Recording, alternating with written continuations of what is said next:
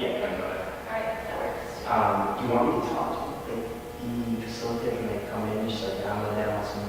Yes, Ally is going to come in and do. Okay. They're mostly going to be playing. Right. And then David is going to do a little bit of Emily going to do. Okay. And then actually she will lead. Okay. She's going to be there. So I think she's probably going to be there. So we can use her. Okay. Sweet, yeah, that, so is that something, would you like, sort of like? I'm not sure about my hair. Right. So I'll just kind of like send them. Sounds good. I sent them that guy last night, but I'm not sure if I'll get her early. Yeah. We talked to All right, cool. But I was also going to explain at the end of my presentation what we're doing, so that way everyone knows. Right. So that way we Yeah, when you explain the process, I'll make sure people come in to talk to them about like some of like the facilitator behaviors that would be ideal for this kind of activity. Okay, that sounds good. Okay, All right. All right, All right, so if you want to hang those, I'll be back in just a few.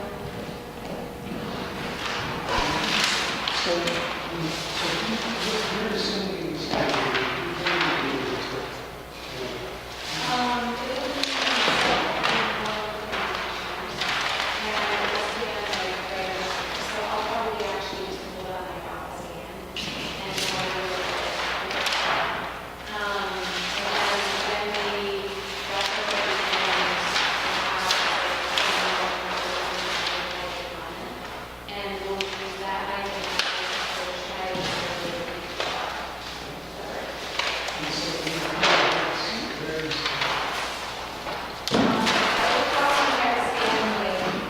just out of the way.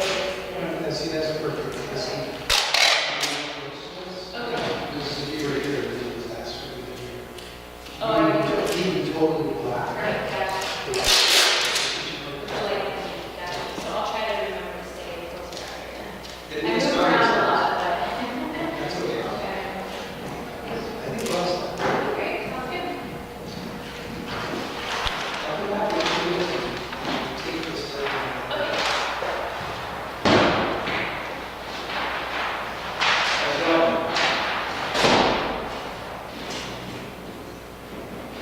Sure.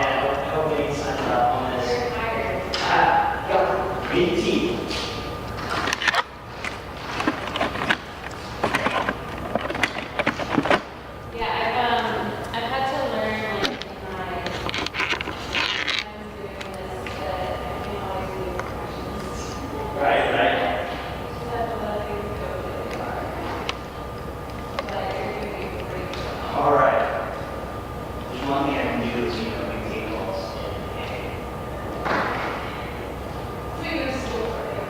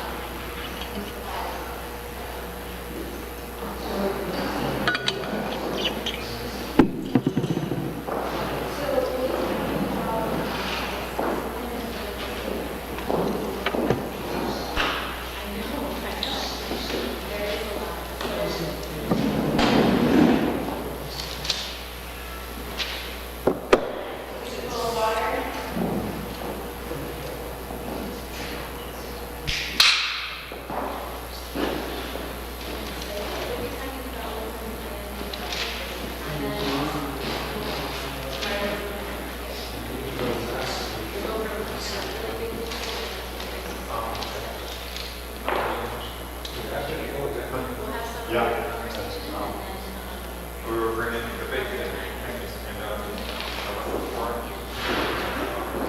I was and the commission was far from say support that. Yeah, I have a feeling it's probably very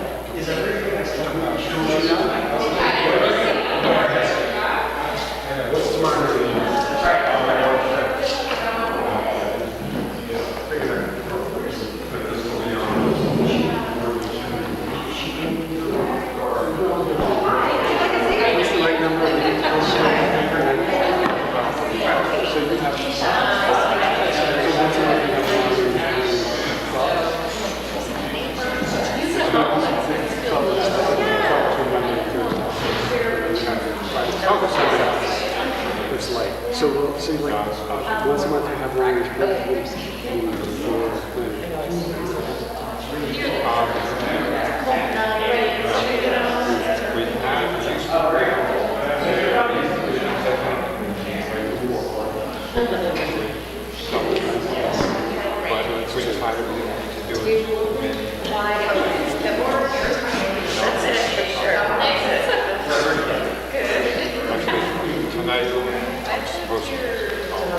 my alternative was to be an assistant for the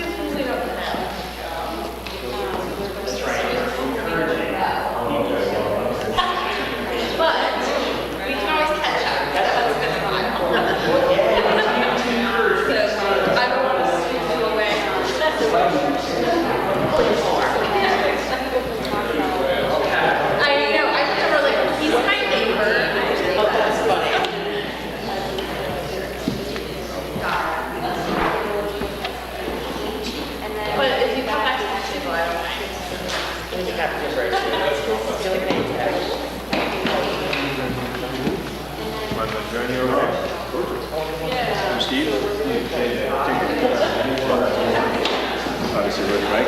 Yeah. Distance or feel more time.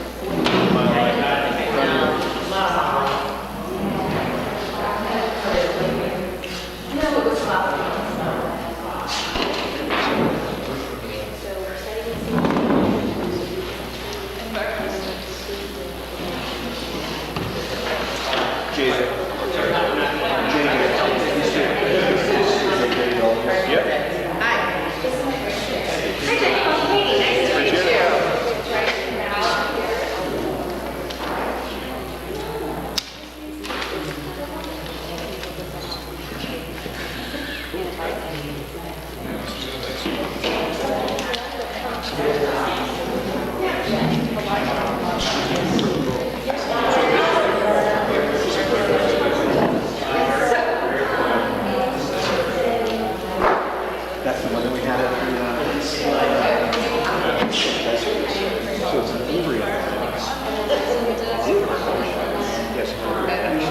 And they're together.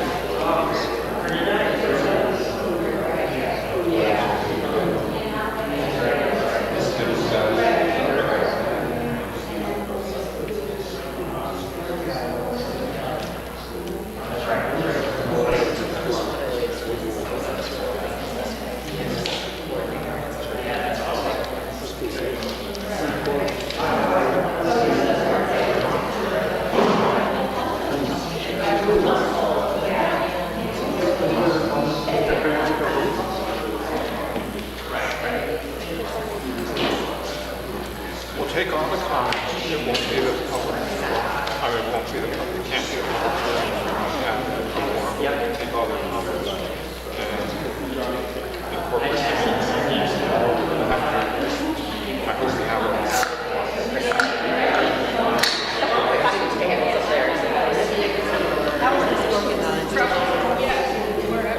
Sit anywhere you want. Hi. You still.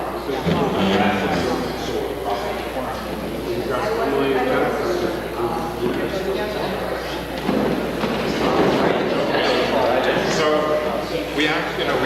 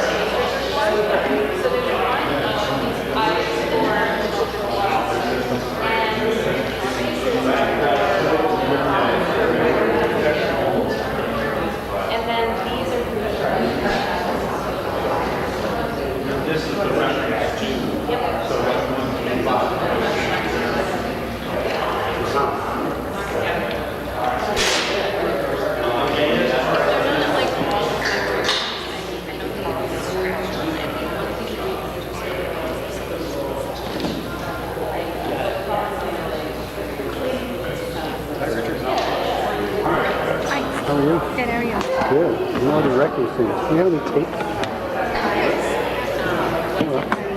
I'll just use a sticker. I'm really preparing. And so that's what that exercise was. How are you?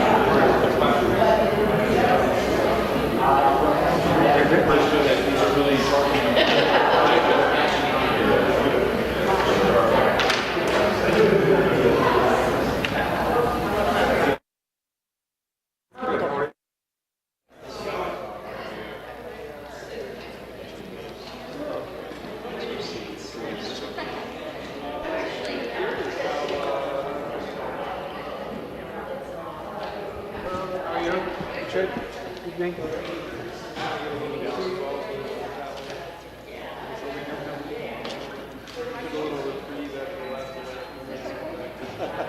So we can get started whenever you think it's a good time to get started. Okay. It looks like policy.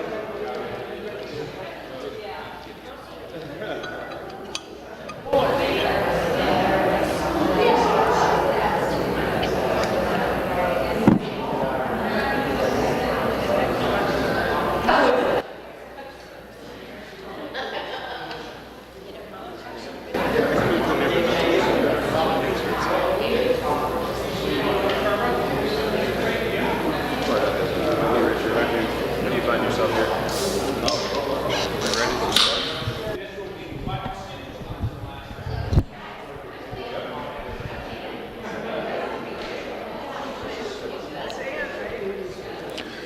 Good evening. Good evening. My name is Andy Montrol. I'm the chair of the Planning Commission, and tonight is actually, it's a formal meeting of the Planning Commission, even though we're doing it very differently than we normally do.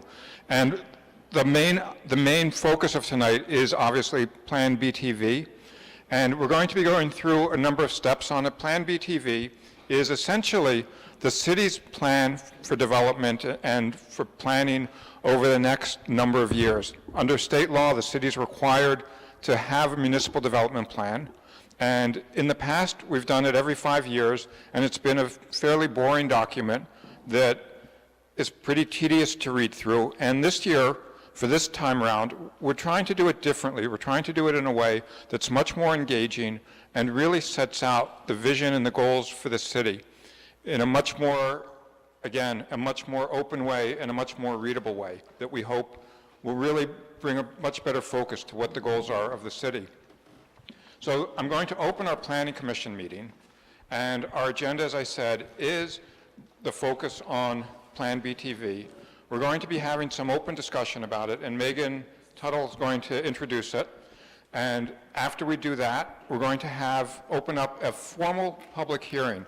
Although at the beginning, I'm going to open all of this up as our public hearing on planBTV. That way, all of the comments that come in during this part of the process can be incorporated into our public hearing as well. So if you don't want to, you don't have to speak later on during the more formal part of the process.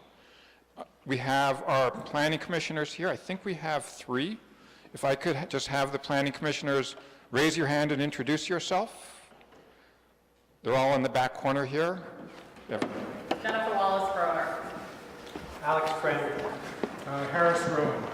And I think that is it for here tonight. We have 3 other members who apparently are not able to make it here tonight.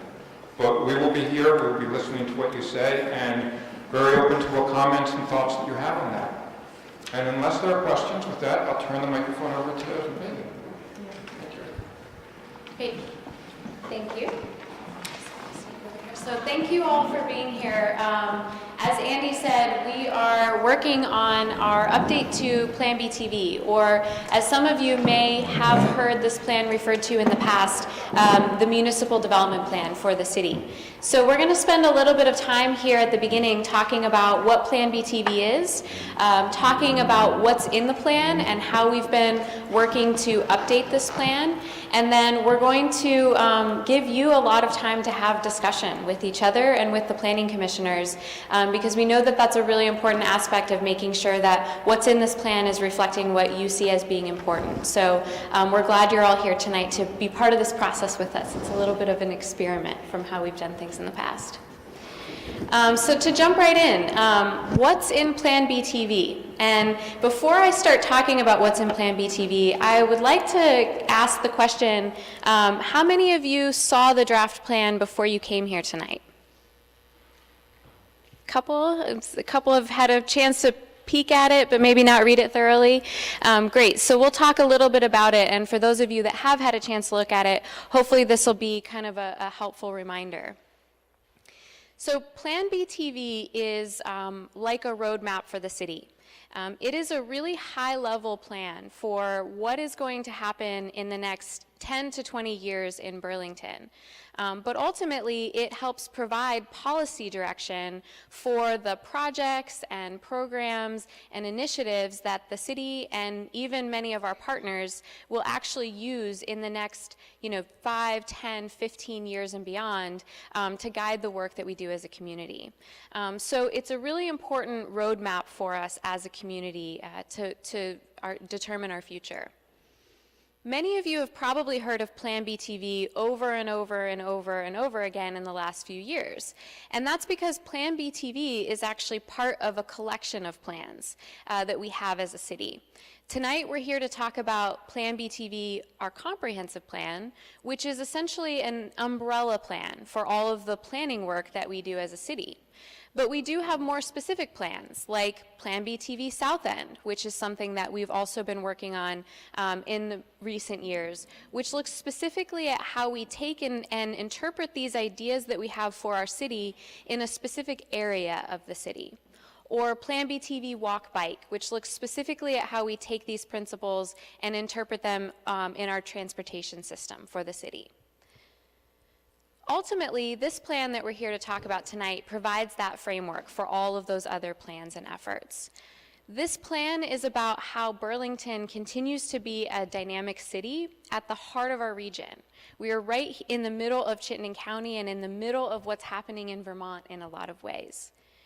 And this plan also talks about how we evolve over time, that as we evolve, that we will preserve the things that make us a distinct and unique community, and we'll leverage those identities to promote greater inclusion and more connectivity as a city.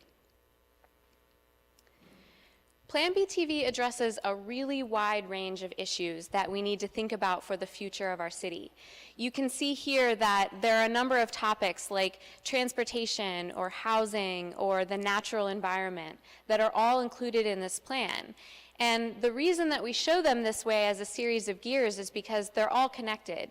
And you can understand this way that as we start to turn those gears or make decisions and implement projects and ideas that pertain to one of these issues, it has an effect on how all of these other parts of our city function and ultimately work.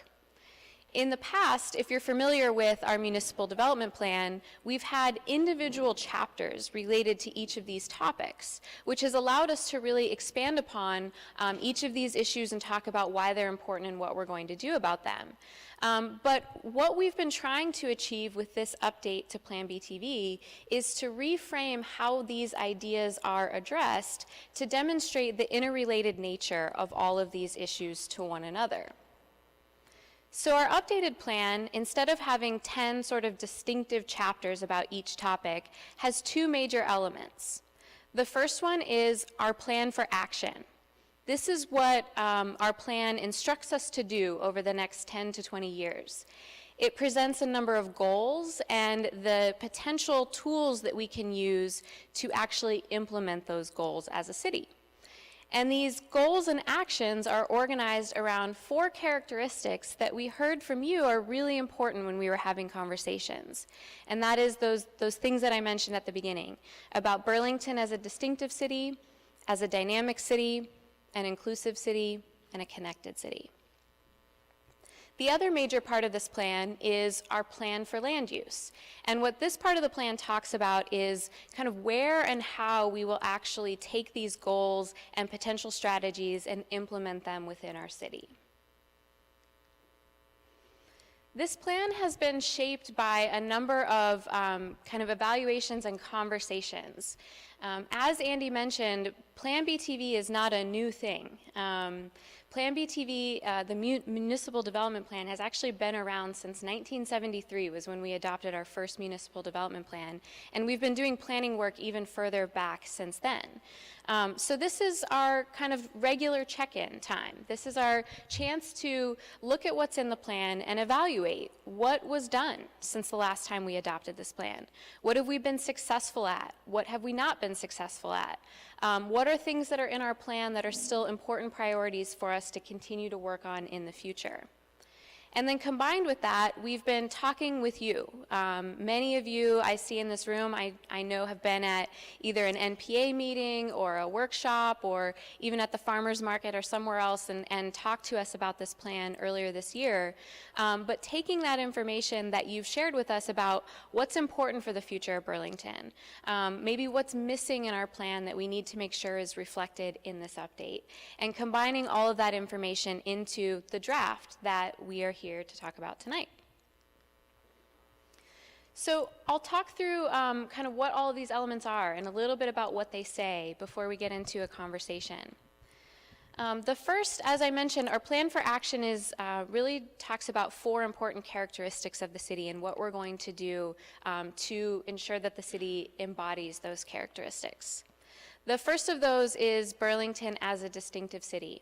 And as it implies, this is about all of the ways that Burlington is unique and is a special place.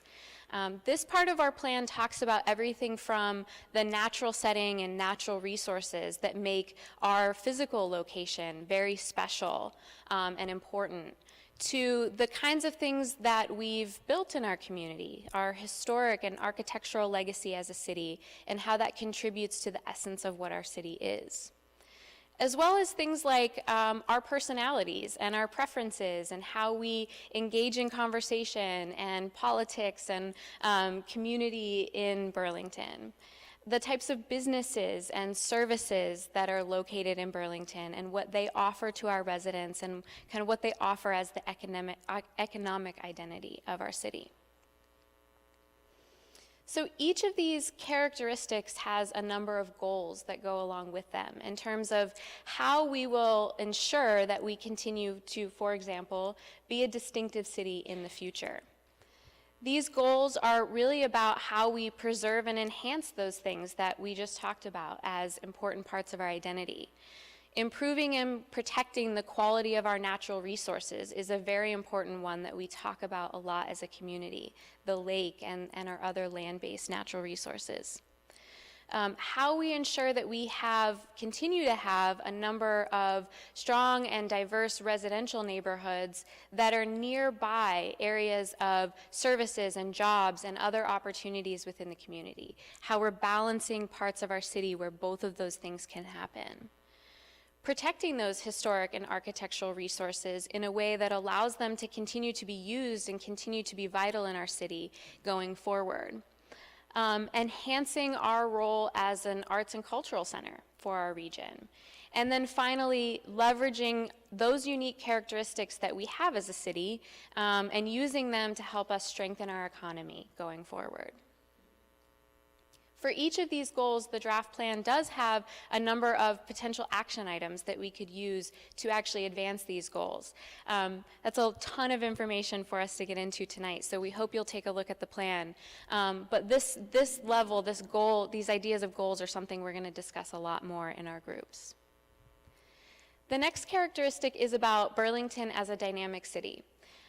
We as a community are a small city. But we also play a major and important role within our region in terms of jobs and services and how we relate to the region as a whole. This theme is all about how we balance those identities going forward, embracing our role as a city, and responding to both current and future challenges that we experience as a city. We know that there are things that we've experienced as chronic challenges over many years that we still need to continue to be creative and nimble about how we address. But this also acknowledges that there are a lot of changes that are coming that we may not have experienced yet or that we're just starting to experience. Like climate change or changes in technology or transportation or other systems in our city. So the goals that we have here about Burlington being a dynamic city are about ensuring that we are embracing and participating in conversations and programs and policies that recognize and are responsive to our role within our region. What is our share of issues like housing and transportation and economic development? Ensuring that we are thinking about our policies and programs in the context of change and how things are changing, specifically how our demographics are changing, how climate is changing, how technology is changing. Making sure that as we identify those opportunities for addressing our needs as a community, we're aligning our resources, our public infrastructure resources, to be able to support those solutions. And then the last two goals are really related to climate change. The first being how we ensure that we as a city are being really bold and ambitious about reducing our impact on climate change, reducing greenhouse gas emissions, and becoming a net zero energy community.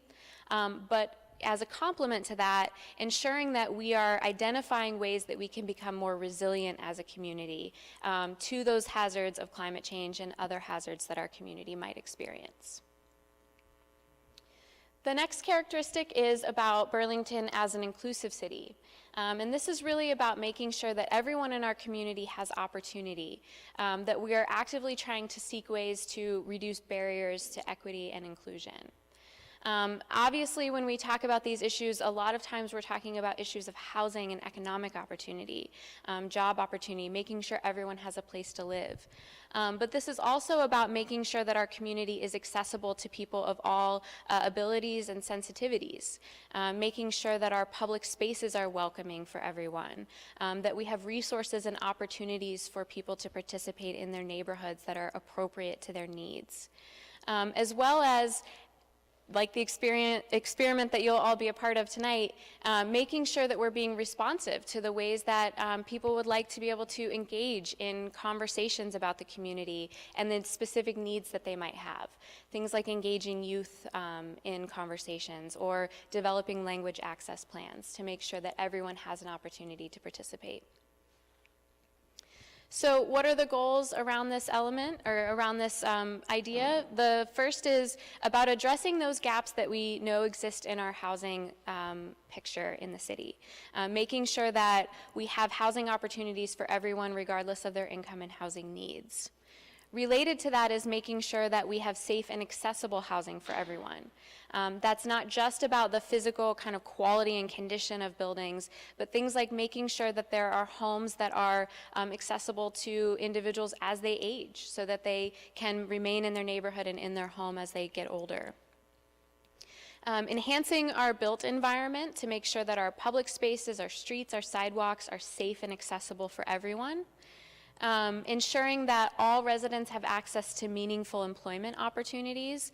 This is not only about job opportunities and workforce development, but also about the supportive infrastructure that will help people participate in the workforce, like reliable transportation and childcare. And then finally, as we said before, meaningful opportunities for engagement, and what are the specific actions that we can take to promote that as a goal for the city. And then finally, the last characteristic is about Burlington as a connected city. And this is really about all of the issues that I was talking about at the beginning of this presentation, that we're considering the holistic nature of the decisions that we make and how individual actions affect one another. This is about things like, how do our economy and our natural environment relate to one another? How do we relate to the place where we live? Some of the very specific and kind of tangible connections, like making sure we have robust transportation choices as a city that serve everyone's needs. Making sure we have the services and amenities that we need on a daily basis, close to where we live and where we can access them. As well as continuing to keep sight of the long-term kind of big picture impacts of the decisions we make, prioritizing those over short-term decision-making as a city. So you'll see here again, another important goal when we think about being a connected community, our natural environment comes back here. Really thinking not only about protecting the quality of our natural resources, but about the integrity and connectivity of those resources, and making sure that we have the appropriate tools in place to ensure that those continue to be a valuable part of our community, protecting them from inappropriate effects of development, for example. Coordinating our decision-making around housing and the economy and transportation to ensure that we really develop that robust multimodal system within the city. Guiding important amenities and resources into neighborhood activity centers. This isn't just about kind of the things that we think about like a grocery store or other sort of typical services, but how our neighborhoods can be places where there are opportunities for us to come together. Recreation, community amenities, all near where we live and can use them. This is also about our public infrastructure, making sure that we're coordinating the care and enhancement of our public infrastructure so that it continues to serve us well as a community, meet all of our needs without burdening us from a tax-based perspective. Looking at our consistency and coordination in our decision-making, especially among the many different decision-making bodies that there are in the community.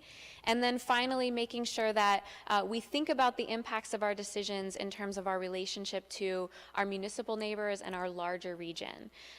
Burlington, as much as we might like to think that what happens in Burlington stays in Burlington, that's not the case. That the decisions we make are affected by and affect the decisions that people, municipalities and residents of the region experience.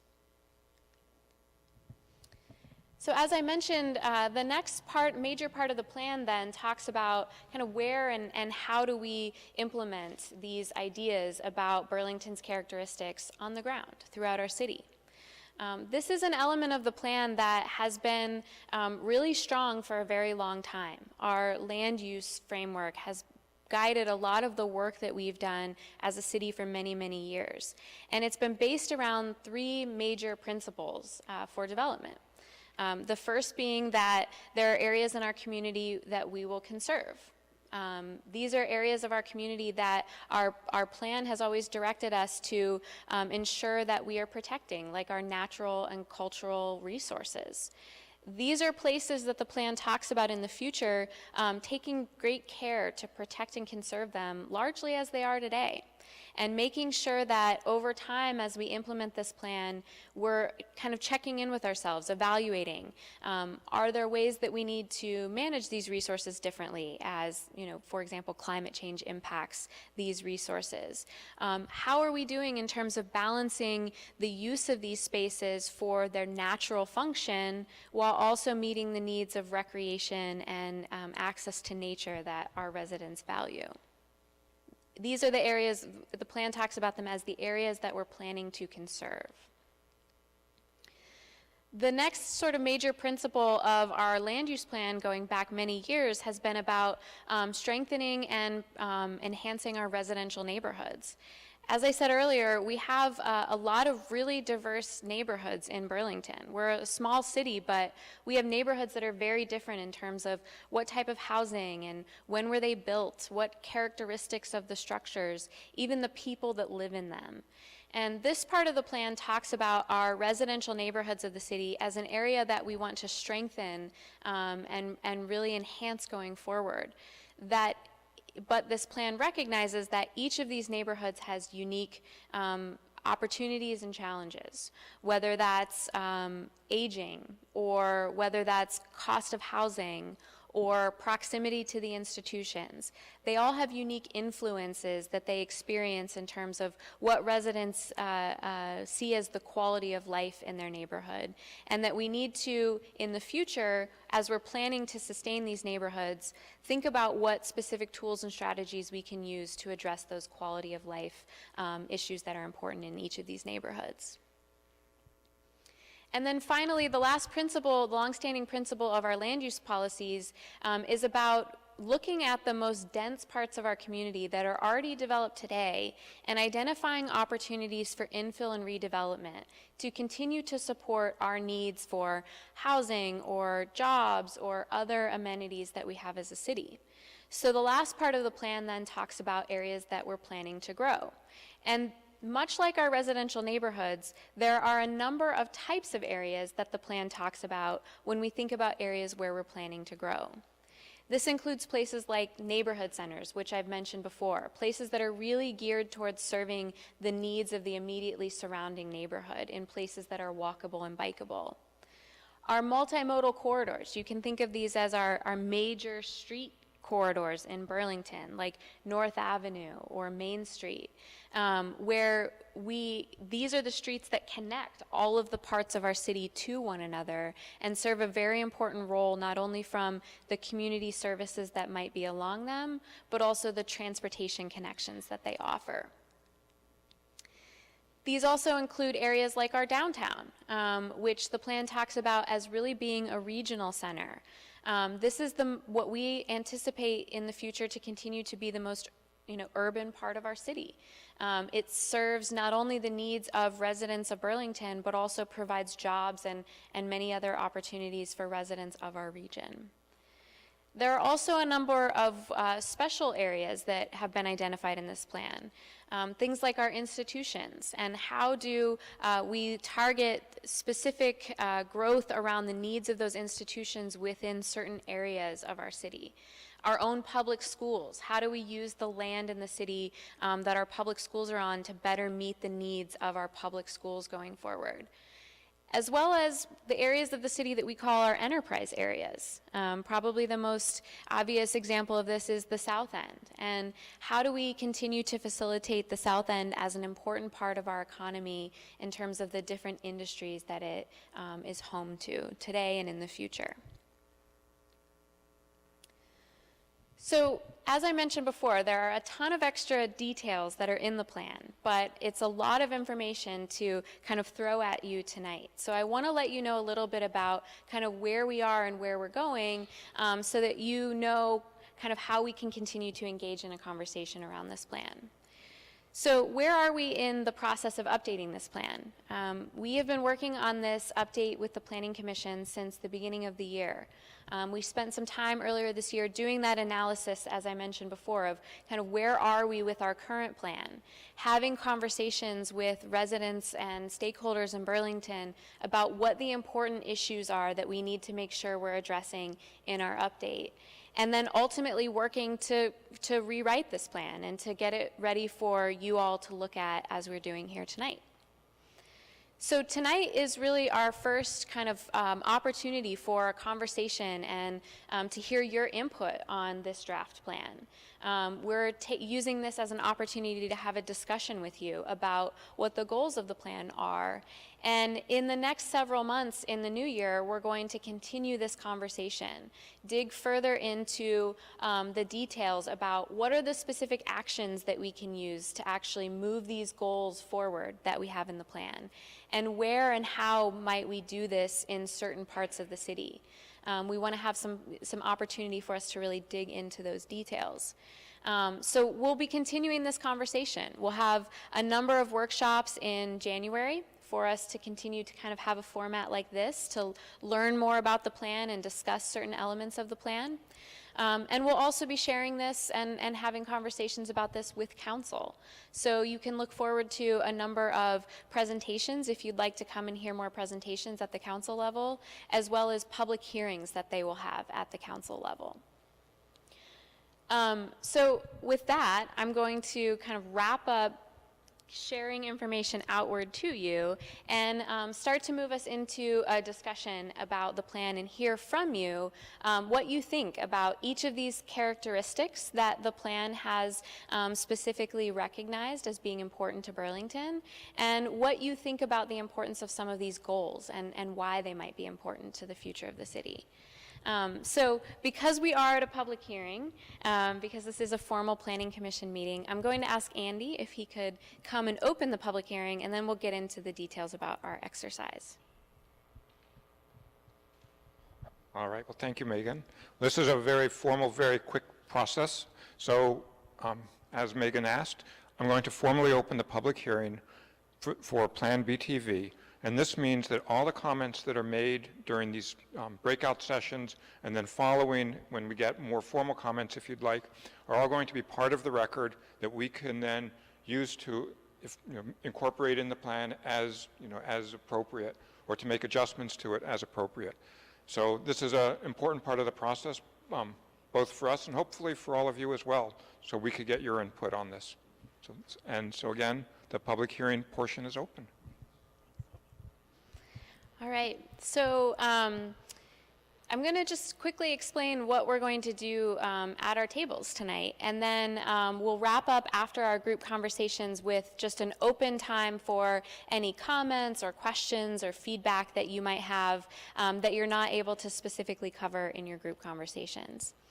So at your table, we have a number of materials, and on these posters around the room, there are spaces for us to talk about each of the characteristics that planBTV is organized around and the goals that support that characteristic.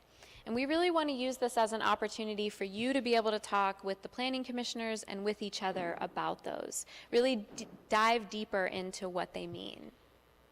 So we've got a couple of ways that you're going to be able to do that.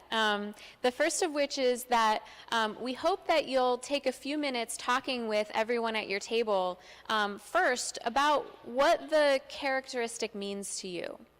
If you had to say what the future vision of Burlington is as a distinctive city, what would that mean to you?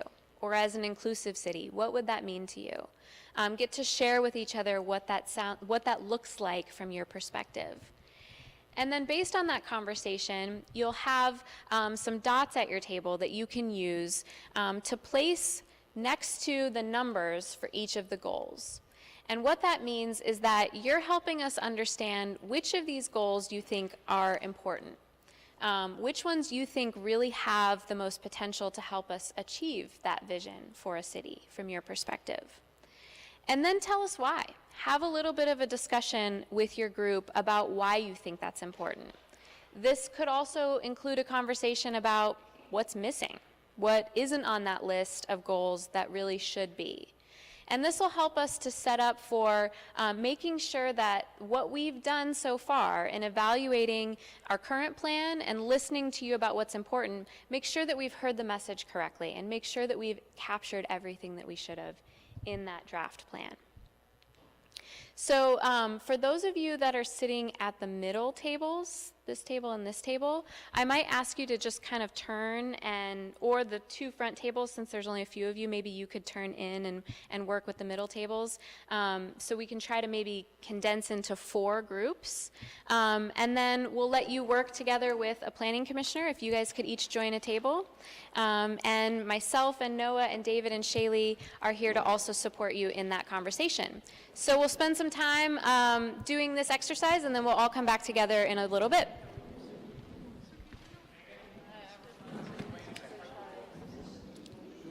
Sorry, I do have one more thing to share.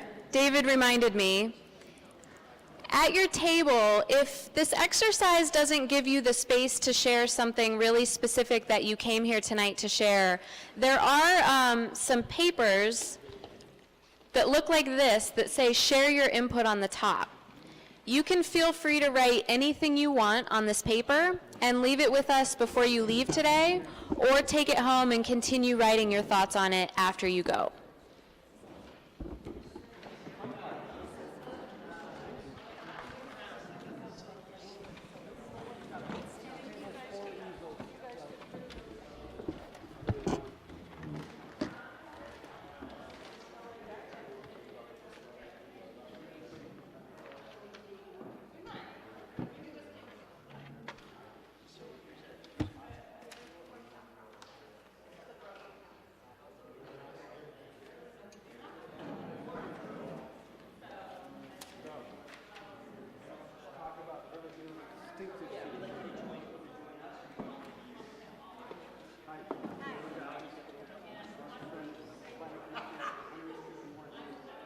Divided by ward.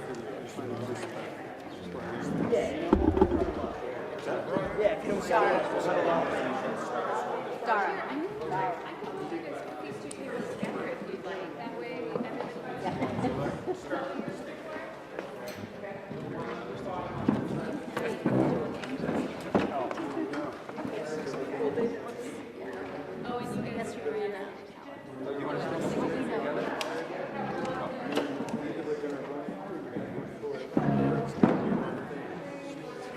All right. I just want to introduce myself real quick, guys. All right, cool. We got everyone coming in. Love it. It's either that or run back and thanks for That's right.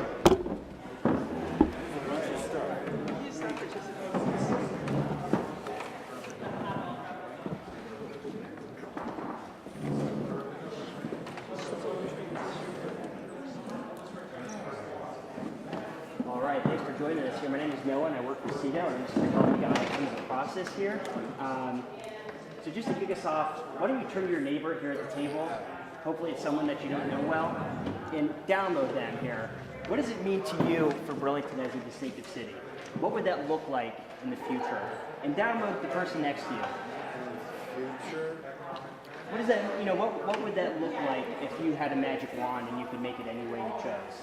So Let's fix all the sidewalks and have a lot more trees. that sounds like a great comment to share to Steve, because we're going to turn to our partners and we're going to download them for a minute. What comes to mind when you think about the distinctive city? Is there a member of the planning commission? Yes. Okay, just one. Each one of these kind of indicating your sense of So,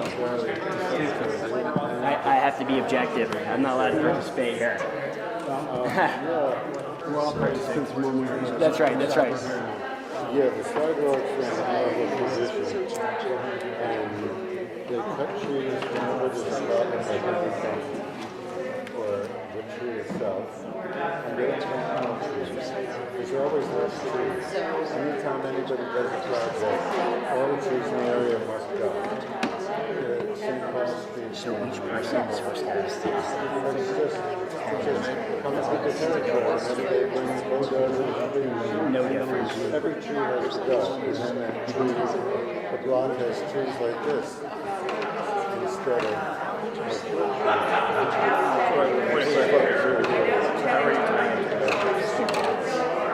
Distinctive, yeah, the more trees we have, the more distinctively beautiful it is. It has its own character.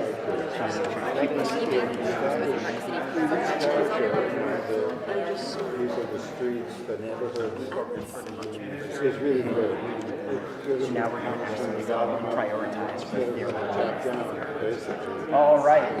I'm just going to interject here just to keep us going the process and get a chance to download your partner. We'd love to give you a chance with 10 dots. There are no difference between the dots to come up and to allot them as if these dots are resources. Okay? Because we want to know what your priority We're going to talk about what the ideas are, and then to prioritize them with dots. afterwards. That's the afterwards. We're gonna ask you guys to come up here so you can allot value or resources to each of the 5 goals. Right? All these 5 goals that You see, if we do this, we don't get to talk about our issues with those goals. No, we'll talk about it, man. We're gonna talk about them right where that reasons My name is component. Barbara, thank you. Okay, Barbara, so why don't you come up first? We'd love to have you come up. We can see where everyone's priorities are. We can come up together. We just want to be able to understand your priorities. Those boxes mean, I'm not sure what they are. So these 5 boxes correspond to the 5 distinctive goals that are here on the table.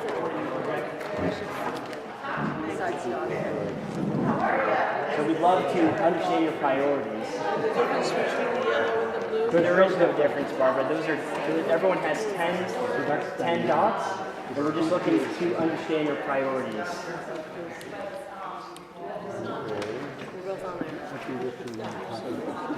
So we're doing 6, 7, 8, 9, and 10 now? No, but we're doing 1 through Okay, 5. this is what was handed to me, I'm sorry. So there's only one copy of 1 to 5.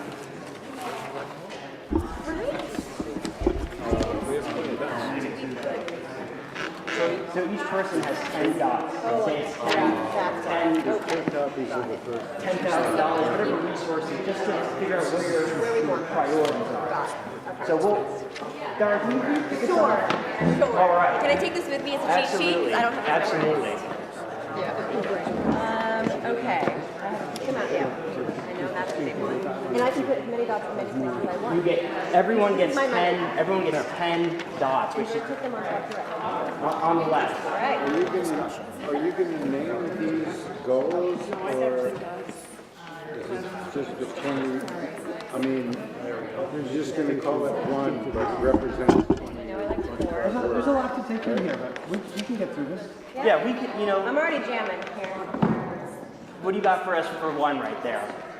What? So perhaps what What would I call it? so that goal, we'd love to know where you prioritize there. Mine are 1 and 3. So we'd love for you to come up and put those dots to show where your priorities are. 1 and 3. 5 in each, or 10? I would love whatever your priority is, You sir. can join me up here. Okay. I'm trying to get 4. I don't have my dots. So consider this 10 dots of your tax money. Where would you like to see them? Now, would you bring a little sheet with 1 to 5? I don't know. Yes, let me see if we can get that up there. I'm guessing what they represent. It's light up there for my dog. Yeah. Super Okay, I already put some on, but I couldn't remember what they stood for, so I stopped. You've got 10. Here we go. Do you want to There move on it to the is. next Okay. table? Thank you. What's that? Do you want to move on to the next table, or you good? Oh no, you're the content expert here. You're with me, Alex. I need you in the long haul. All right.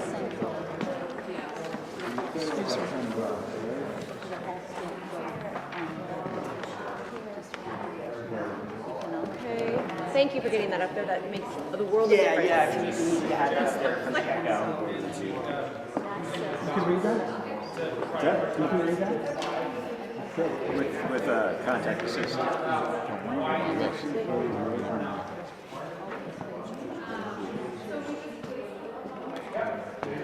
All right, we're getting some movement.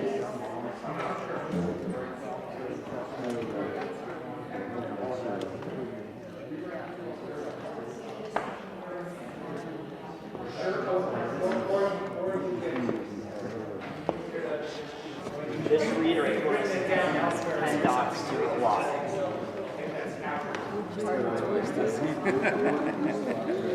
You know, we don't want a Florida situation.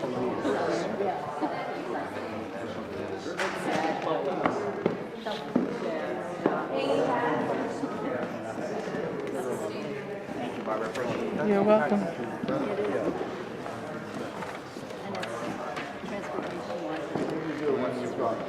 Number 2 is definitely very, very conflicted. You've got creating new opportunities for mixed use infill and redevelopment, but that is entirely inconsistent with strengthening adjacent residential neighborhoods. We can certainly get the reasons, we can certainly bring that up to get some of that qualitative information.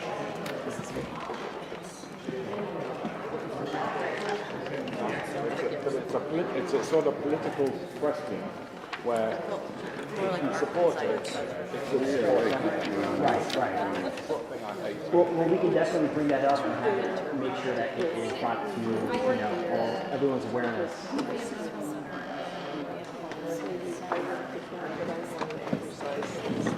Yeah.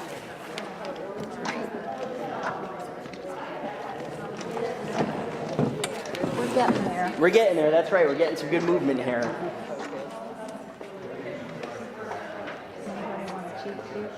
Oh, it's up there too. All right.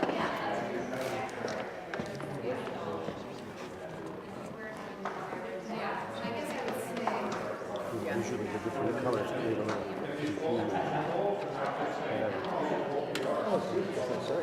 I'll get a blue kind of color than this.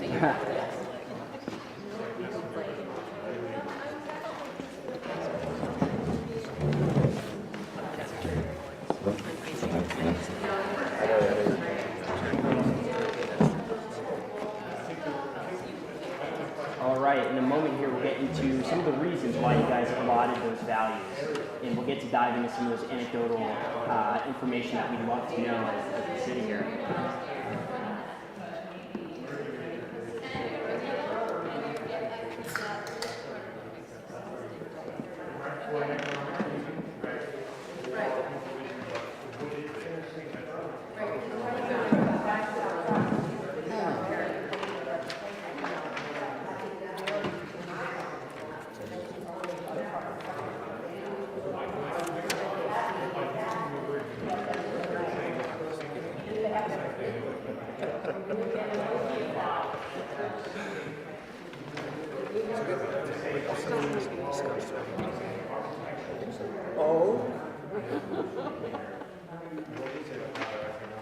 Going forward. All right, so let's open it up here to the floor here. Everyone's got a lot of strong, passionate opinions. Should we act like a scene? Let's get some reasons for number one, for folks that put their value on number one here. Let's get some reasons.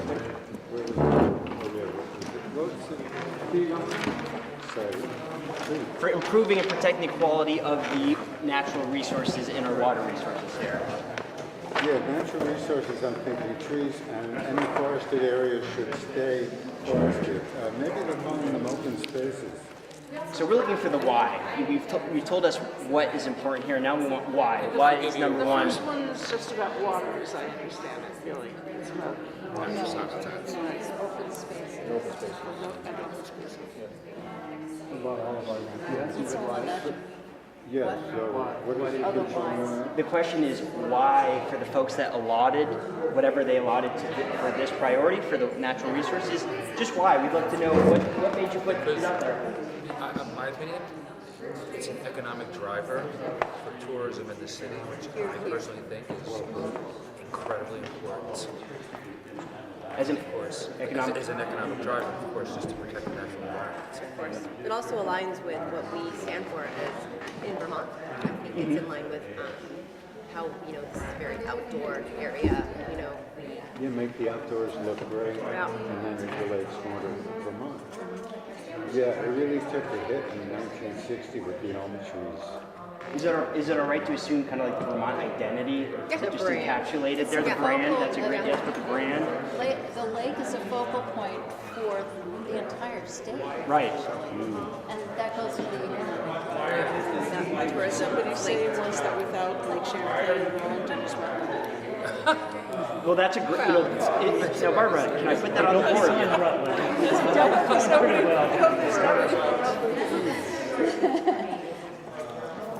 BTV equals rubble. So what about two? Does anyone have anything burning for one? I just want to make sure that we can get to all of the goals within this time frame. Yes, Richard. Well, I've got a wind on two. Okay. Right, because I think the first couple of clauses in the distinctive are completely contradictory and inconsistent with the second part of it. And that is part of what creates conflicts in the neighbourhood. And also potentially vis-a-vis the institutions. So you say creating the opportunities for mixed-use infill and redevelopment in the most densely developed areas is one half of it, and then while conserving and strengthening all adjacent residential neighbourhoods.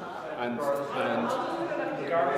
inevitably, in this city, with the planning structure, with all due respect to the Planning Commission and the DRB and everyone else, developers are putting the most units in the least possible part of land in a way that is completely inconsistent with the adjacent residential neighborhoods. So it sounds like a sad face could symbolize some of the sentiment behind your comments. What would you put for? Well, I think there are two distinct elements of the same subject.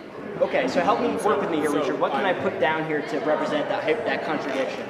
Well, may I say something about that? Please, yeah. It's really hard.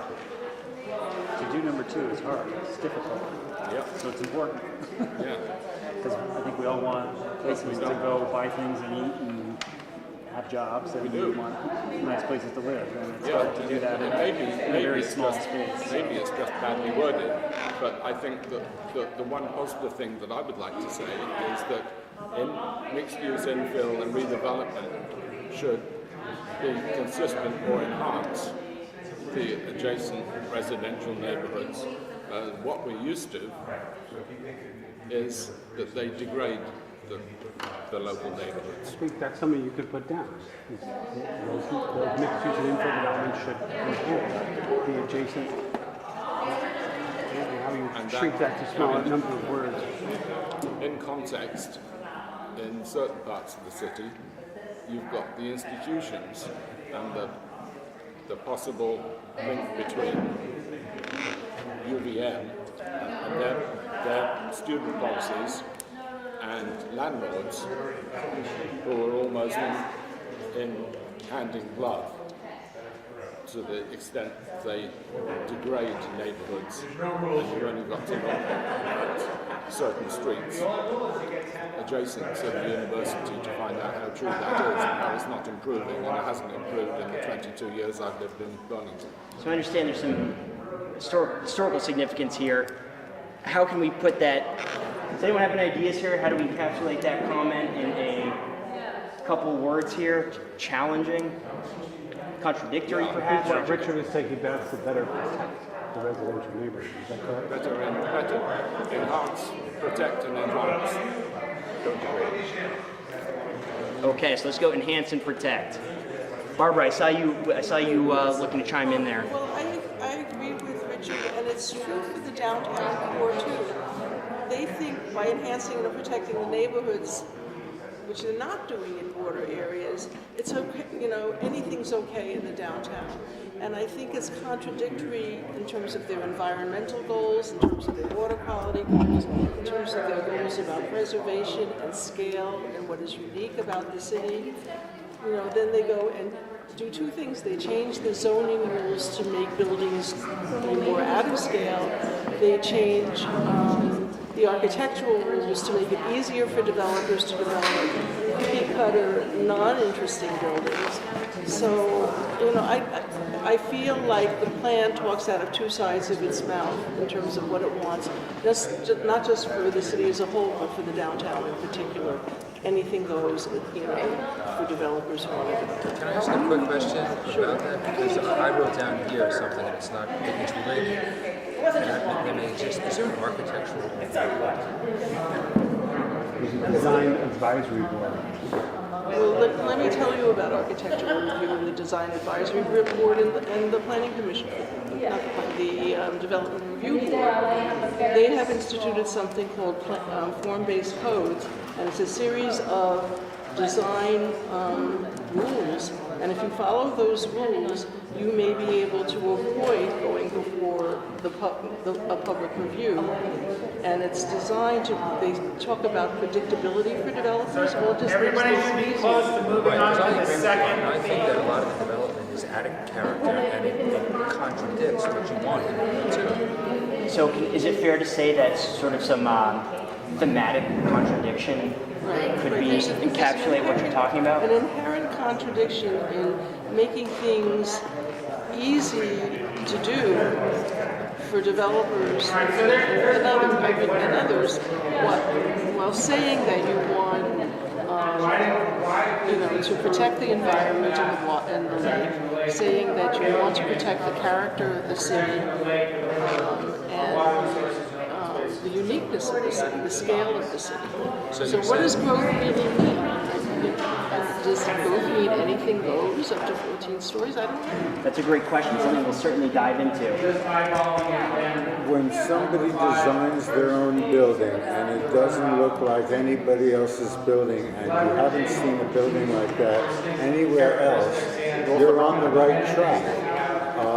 We were presented with a number of designs for that thing that's going up on North Avenue. I don't have many of the terms, but every building, prospective buildings that he illustrated looked like a building I had already seen. One of the not so good looking new things that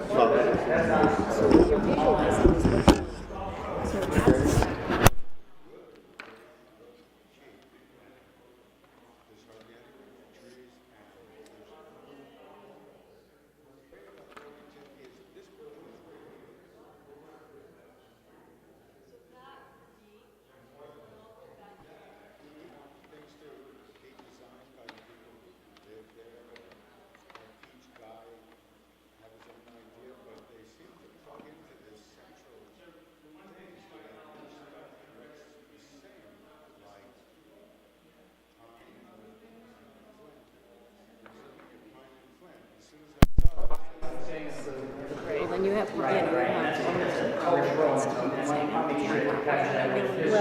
that's always going to be It's going to be the tension. Supposed to sort of lay that out and be the arbitrator in some ways of those conflicts. Because if we rebuild what we have, which is what this is saying, then we haven't solved the paradise problem.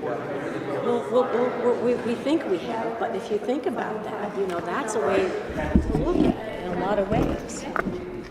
That is the paradise problem. That is the way to look at it. What would you want there if what's there isn't there? What are you okay with?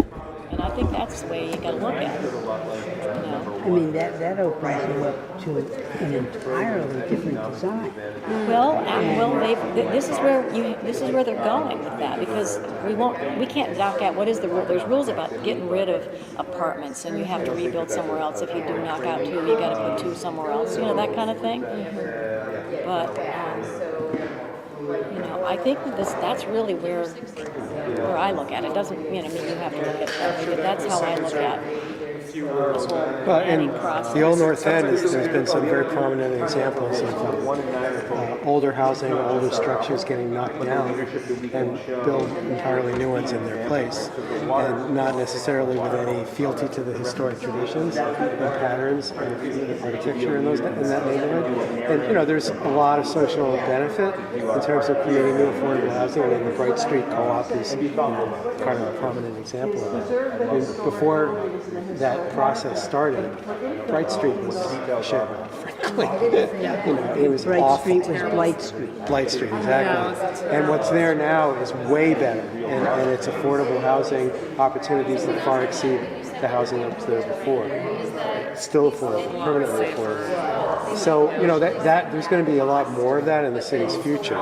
So the question is not, is it going to happen? It's how is it guided? What are the values that will guide that kind of adaptive, destruction and then recreation and new buildings? I think it's important to put environment and energy efficiency ahead of retaining the old historic architectural structure. I mean, we have a plethora of examples of architectural, historic architectural buildings. They're not primo, but they're architectural buildings. But that doesn't mean that we need to keep them. It's sort of like looking at the Industrial Revolution and saying, maybe the carriage isn't such a great idea. All right, you guys. So we are definitely being asked to move on. Is there an economic one here? I mean, Well, we haven't. The energy. The thing is, this is only one, so we have like 4 different themes we have to get to, and there's different ideas. We may come back up in those. Yeah. We did not do our dots. Do people feel strongly about doing our dots before we move on? Okay. I don't think the dots do anything. Okay. All right. So we can be our. We can And the follow our dots own is just rules. prioritizing stuff? Yeah, it's really trying to, it's giving us a sense of what you think is most important, but if you feel like it's better to talk about the goals that are here and what resonates with you and what doesn't, then let's focus on that.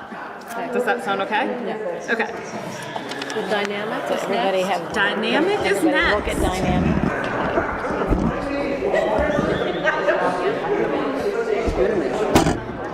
It's going to be an issue.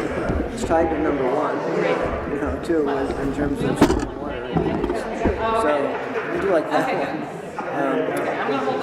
This one, I think, is really interesting because I think that enabling a range of land use and development that involving needs of not just households, but changing. I mean, I worry about downtown and with the changing retail and what's going on, and the stores going out of business. And I think we have to have plans that addresses that. And we were just up in South Burlington yesterday, the day before, and you know, the library now is in the mall. And that was kind of an example of the mall can't find a store to be in there. They've got to be able to allow other uses. I was in near Washington, D.C. recently, and in kind of a strip mall, a decent strip mall. In the corner, they had a swimming pool to teach kids swimming, and you'd never see that before in a strip mall. And two units over from that was a woodworking shop where they gave lessons to people on how to do woodworking, and you never would have seen that in the past before. So I think being open to what's changing in terms of what's happening around us is kind of forcing us. So David, how might you allocate your Well, I'd put $10 a couple on? I'd put at least a couple on 7 and 10. Put 3 on 7 and 3 on 10. 3 on 7 and 3 on 10. Okay. And I thought I was just going to come for the first hour and listen to Here you are. Here you are spending your money on. This is much better. Because I have things I have to get done tonight before tomorrow. This is much better. In addition to sleeping. So I may not stay the whole. Okay, that's understood. I really like the walkability. For me, that's so important rather than, I just really like being able to walk downtown. You know, like if the snow's really high and I can't get in my car or go anywhere, I feel like I can survive. Everything is in walking distance. And I don't want to have a store in my neighborhood. I don't mind walking a mile to go to the store. So maybe when we think about that, how we enable land uses that are responsive to changes, it's again that context too. It's, you know, within certain parts of the community. Right? I want to speak up number 6. Okay. It's not as kind of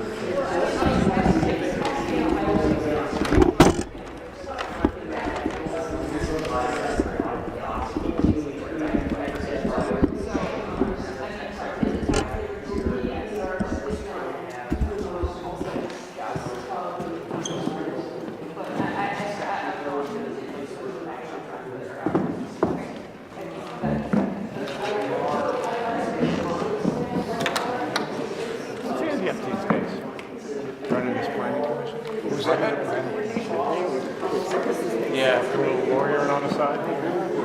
That seems to be problematic.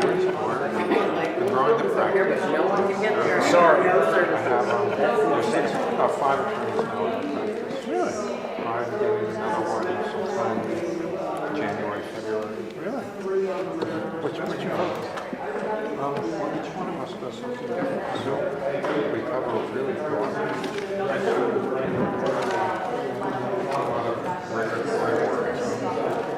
Good health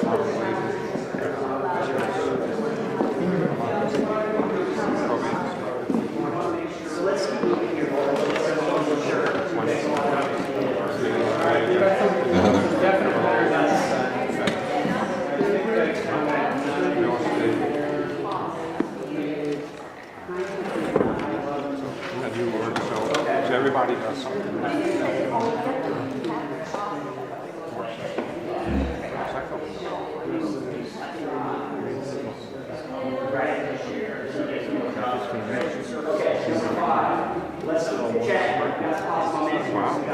Well, that's good.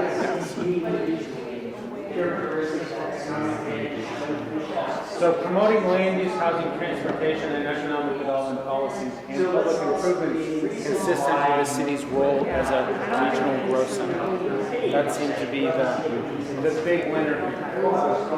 Why is that? Why do you see that as being important? Say that again? Why do you see that as being a priority goal? For me, it's what John said in the last round, which is that if we don't prioritize that, we become insignificant to the world at large. Well, and maybe must be something more. that, and you know, and what planners when there's building blocks, that's right. And you play in the sand, and you know, we see we've got this urban area, we have a responsibility out there to really optimize. Oh, I'm sorry. Is that a really basic question? Yeah.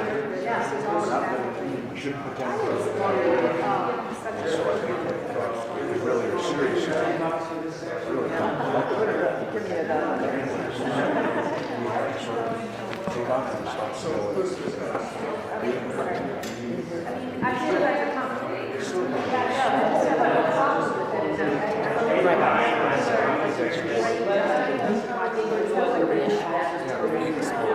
You know, we are one of the smallest, largest cities. Indeed, we are in the United States.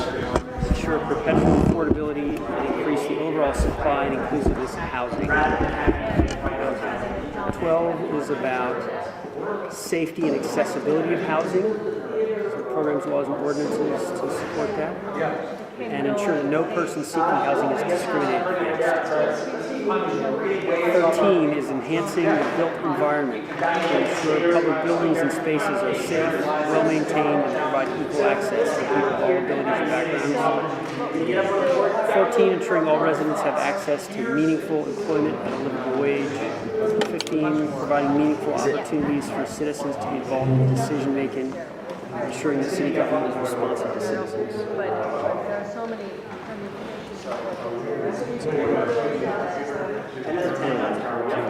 I'll do 5 and 5 on 15? 5. 5 on 14? What were you saying? 14, the bullet points, the finer details of 14 don't seem to line up. Well, the American way is to live on debt and borrow and spend money, and then you're always in debt, and so you always have to grow to pay the bill from the last borrowing. So that's a Ponzi scheme. Well, it is. And your question is absolutely right. And one of my comments that has nothing to do with these 4 things is that there's some numbers in there about population projections and everything, and the real question really is, can you just say we're good with what we have here because we need to figure out what we've got here and what's our debt load compared to what we have for income, and there's a book like Progress without growth, and there's businesses would be considered crazy if they just say, I'm really happy, we've got 12 employees and we're all happy, we got good jobs, we don't want to do advertising. People would say you're crazy. But because that's not the American way. Well, I think one of the core themes, though, that Burlington has dealt with, I've been here since 1982, a lot of changes. I was on the planning commission for 4 years in the 90s. And one of the questions that came up during my time on the planning commission was, this is a headline in 7 Days article by Kevin Kelly, is density Burlington's destiny?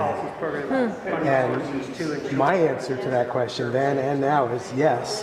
Because frankly, we're the only real city in Vermont, and the only real urban center of the only metropolitan area in the state.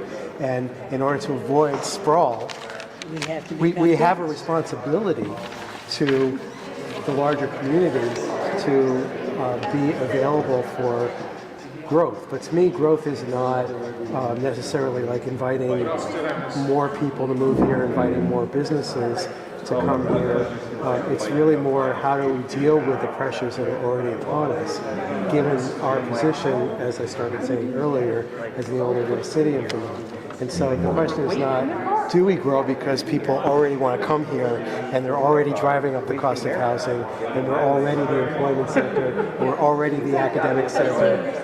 So it's really more like what kind of growth, how do we define growth in a way that fits the quality of life that we expect and want for ourselves, for our children, and for the people who follow us. So it has to do with character of the city, and what kinds of growth we want to encourage and what kinds we want to discourage.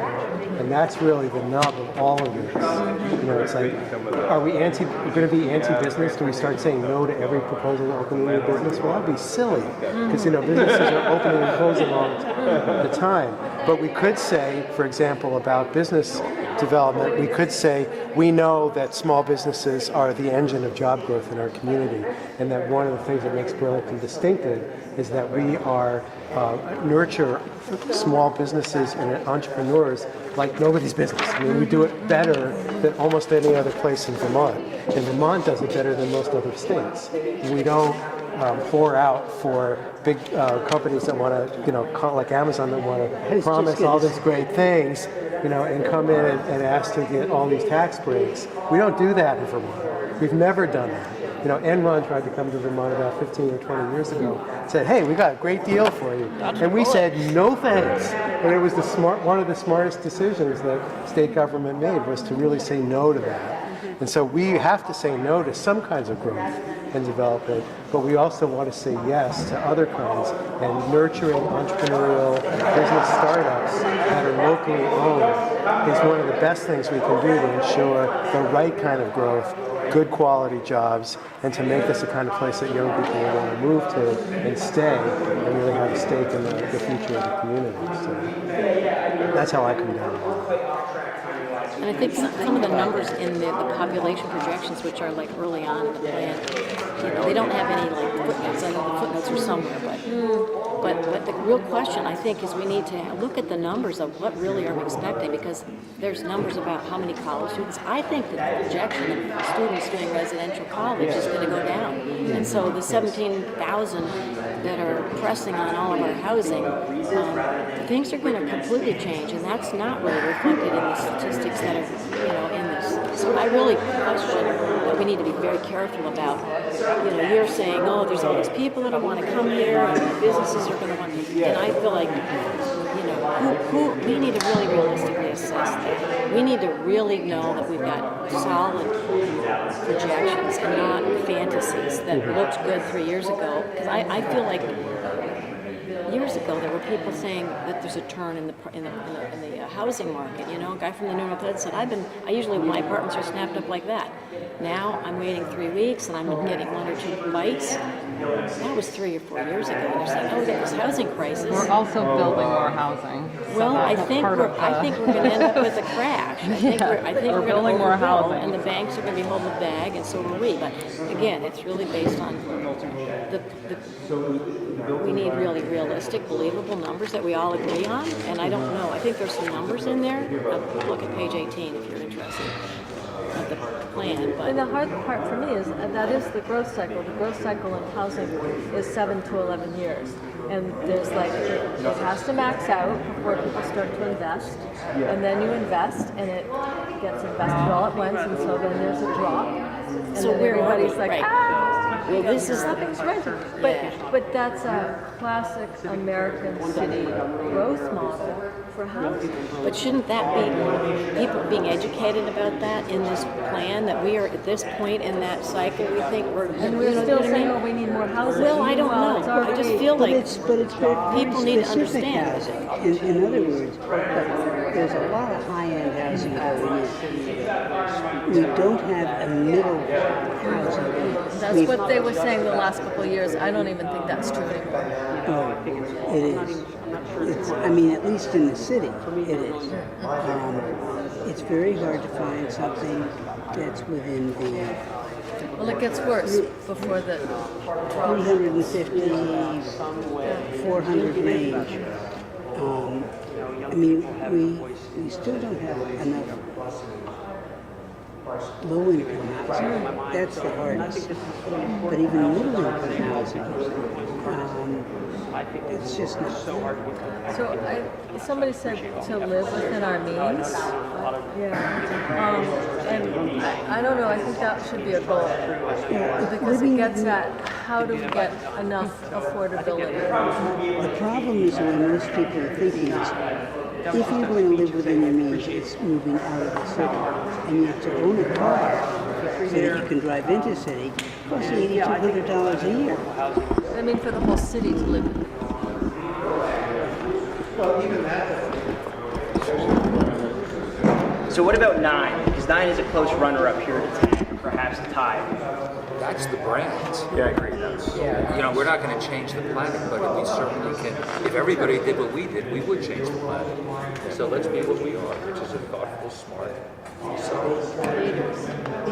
So this is a plan, it's just sort of general broad guidelines, but eventually it comes from the plan is actually code which says any new building over say 50 units has to be built to LEED Gold certification.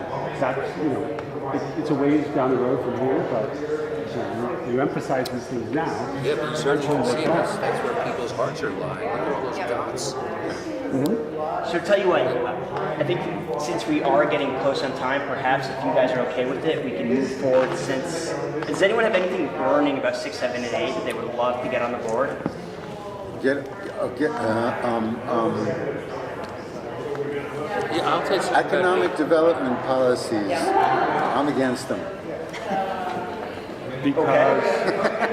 Good to know. Because they come from the top down and they don't ask us what we want. They say, this is what we're building here.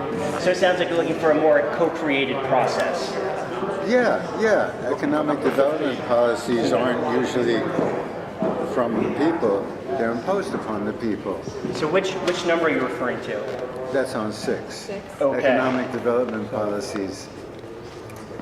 You know, promoting land use, housing, transportation, economic development, their policies. Yeah, starting with the policy and then trying to make everybody fit the same shoes. Anything else, guys? I'm just going to make sure I got that. Wanting to co-create policies.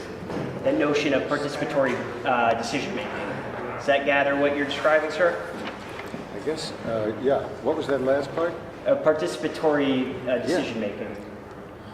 Okay, Yes. awesome. Anything else, guys, for 7 and 8 before we keep moving forward here?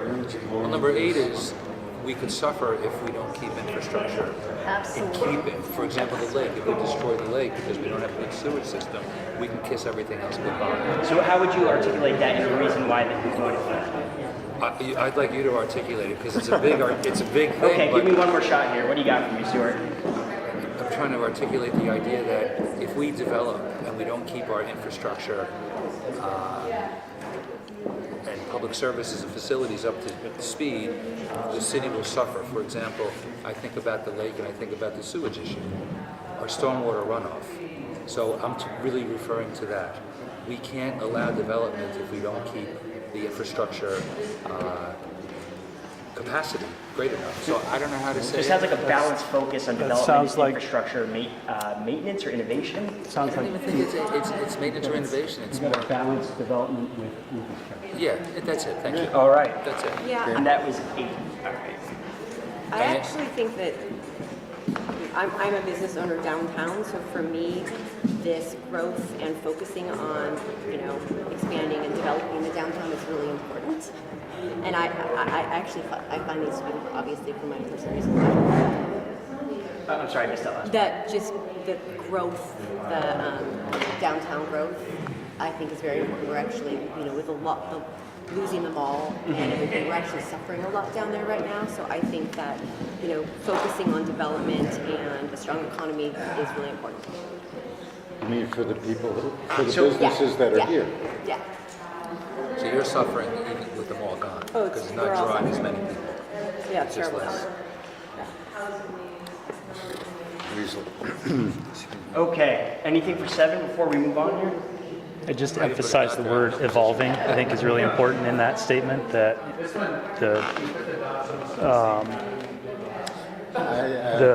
what Burlington has and will need will continue to change. And is that just referring to? It's embraced in there. Yeah, the evolving needs of households, new technologies, changing environmental, economic factors. So okay, for 7 here. So I think that's why it's important that it's going to keep evolving. Burlington is a story of evolution. The economy, the culture has changed over 250 years or so, and it's just going to continue to do that. So keep it evolving. I mean, I think about what Burton's doing in Burlington has changed a lot in less than 20 years. So. what we're going to need in the next 20 years will be different. What people need is going to be different. So it's good, the evolution concept. Technological evolution too. All right. Does everyone feel pretty good about moving on to the next goal? Take it away. All right, let's do it. Alex, is there a clause here, I can't really see what it would be, which would favour brownfield redevelopment over greenfield? So download your partner, we're going to get it up on the screen. I don't know. It's a good question. I don't know. Sorry, he's going to get it on the screen too. I think that's a good question. Probably in there somewhere. It seems to be the tendency that every green space is low-hanging fruit and no one wants to remediate. Probably because it's a lot cheaper than remediating dirty soil. No, but is it healthy for both? All right, folks, inclusion is also on the board. Just to that concept. Should we be remediating the Simon's gas station on Pearl Street rather than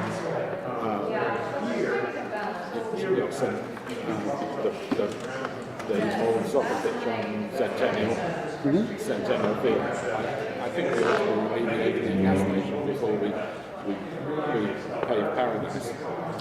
Where would that be? Where could that be? The remediation of brownfield We can. When I make sure we put that on the previous one, right? I'm not quite following. Which number would that go with, Richard? Where would It was. It might go with 6 or 7. I'm Okay. not quite sure. We'll come back to that. I just want to keep the thought though, because I think it's. All right. So if you'd like, we encourage you just to chat it out with someone next to you if you want to go through the content a little bit. But if you feel pretty good about where your priorities lie, we encourage you to come up and... Let's see. Discriminated against. No, we're not. Dots we got. We got dots. Here we go. There you go. My pleasure.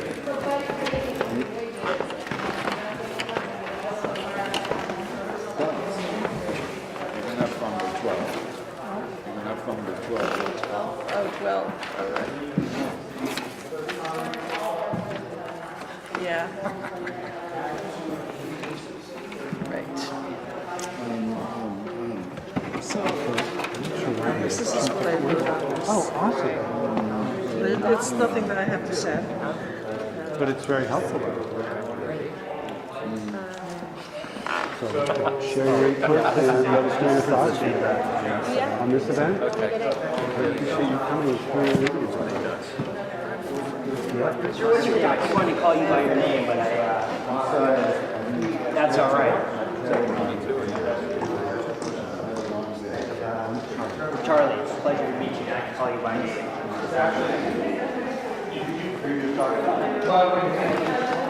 At this high level, Yes, ma'am. Right over here. Sorry, Steve? The buffet of dots. Dots? Yes. Okay. Got more than that. Thank you.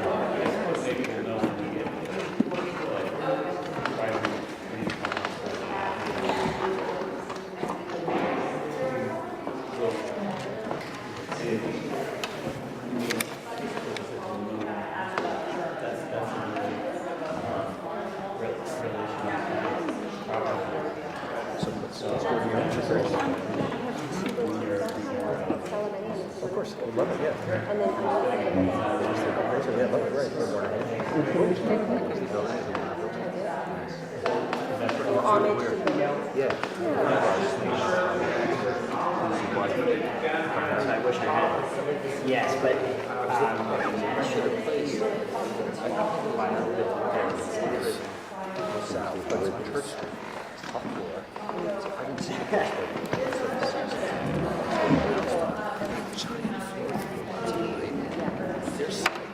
So I was looking up and I saw Warner Building. Yeah. Yeah. It was not an accident. Yesterday, 2 days. Great school. Thank you. Money is Thank you. 15. I put most of mine on. As a labor person, I had to put some on. On what? Oh, yeah, right. Well, less clear, less. Well,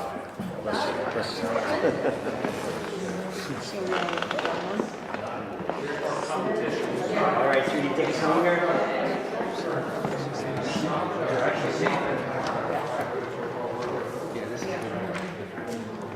Is 21 the last one?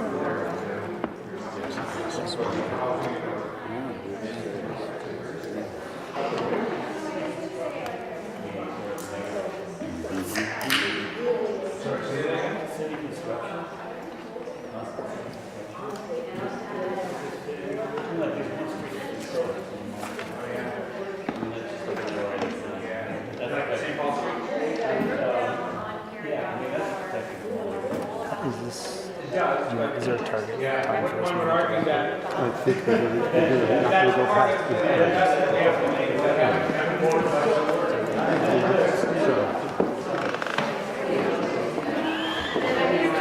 we sort of a little more than halfway done. Yeah, let's do some wrap-up.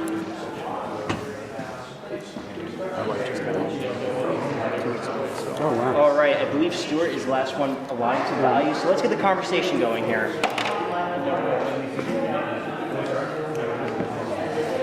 Yeah, sounds good. We'll just let's start with 11, just because that got some significant value there. Let's talk some shop. What are people thinking? It's the number one issue our employees at Burton talk about. Cost of housing. Livability? Affordability? Well, cost and just availability. Right. yeah. And these are employees, some of them make $15 an hour and some of them make $75,000 an hour. And they all, it's a similar theme of living in Burlington. It's hard to find places and find places that are affordable.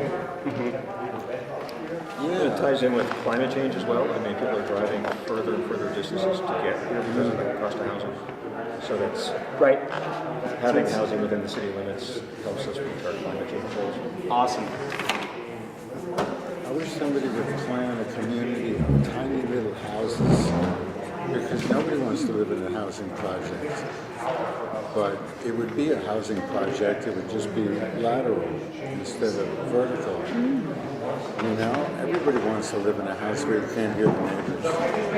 And if you could make enough little houses, that would be really great. I don't know where you would do it or who would do it, but I lived in a Levitt house, you know, that he made them astoundingly cheap because he didn't put basements in, just a concrete slab, basically a ranch house. And because we bought the land on the cheap. What's that? Where was that? Was that Long Island? Yeah. So Charlie, I'd love to get your comment on the board, and I'm going to try to summarize that. You're talking about. I'm struggling here to summarize that. Can you help me? Increase the overall supply and inclusiveness of housing. There should be a lot of little houses instead of a high rise. Yeah, looking at options of density that don't involve apartments. Yeah, I mean, people would love to have a little house of their own, even if it's actually little.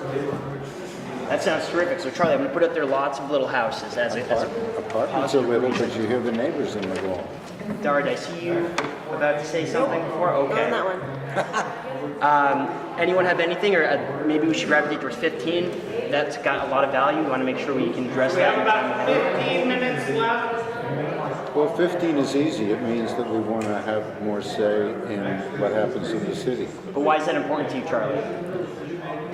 Because we know what the city needs, and somebody doesn't.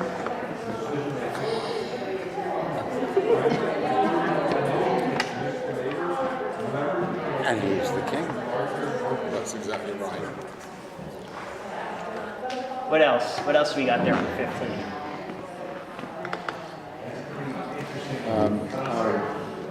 Meaningful opportunities, ensuring that the government is responsive to citizens, You know, like say they all say, we don't want the F-35, then the mayor would have to say, okay, we won't have the F-35.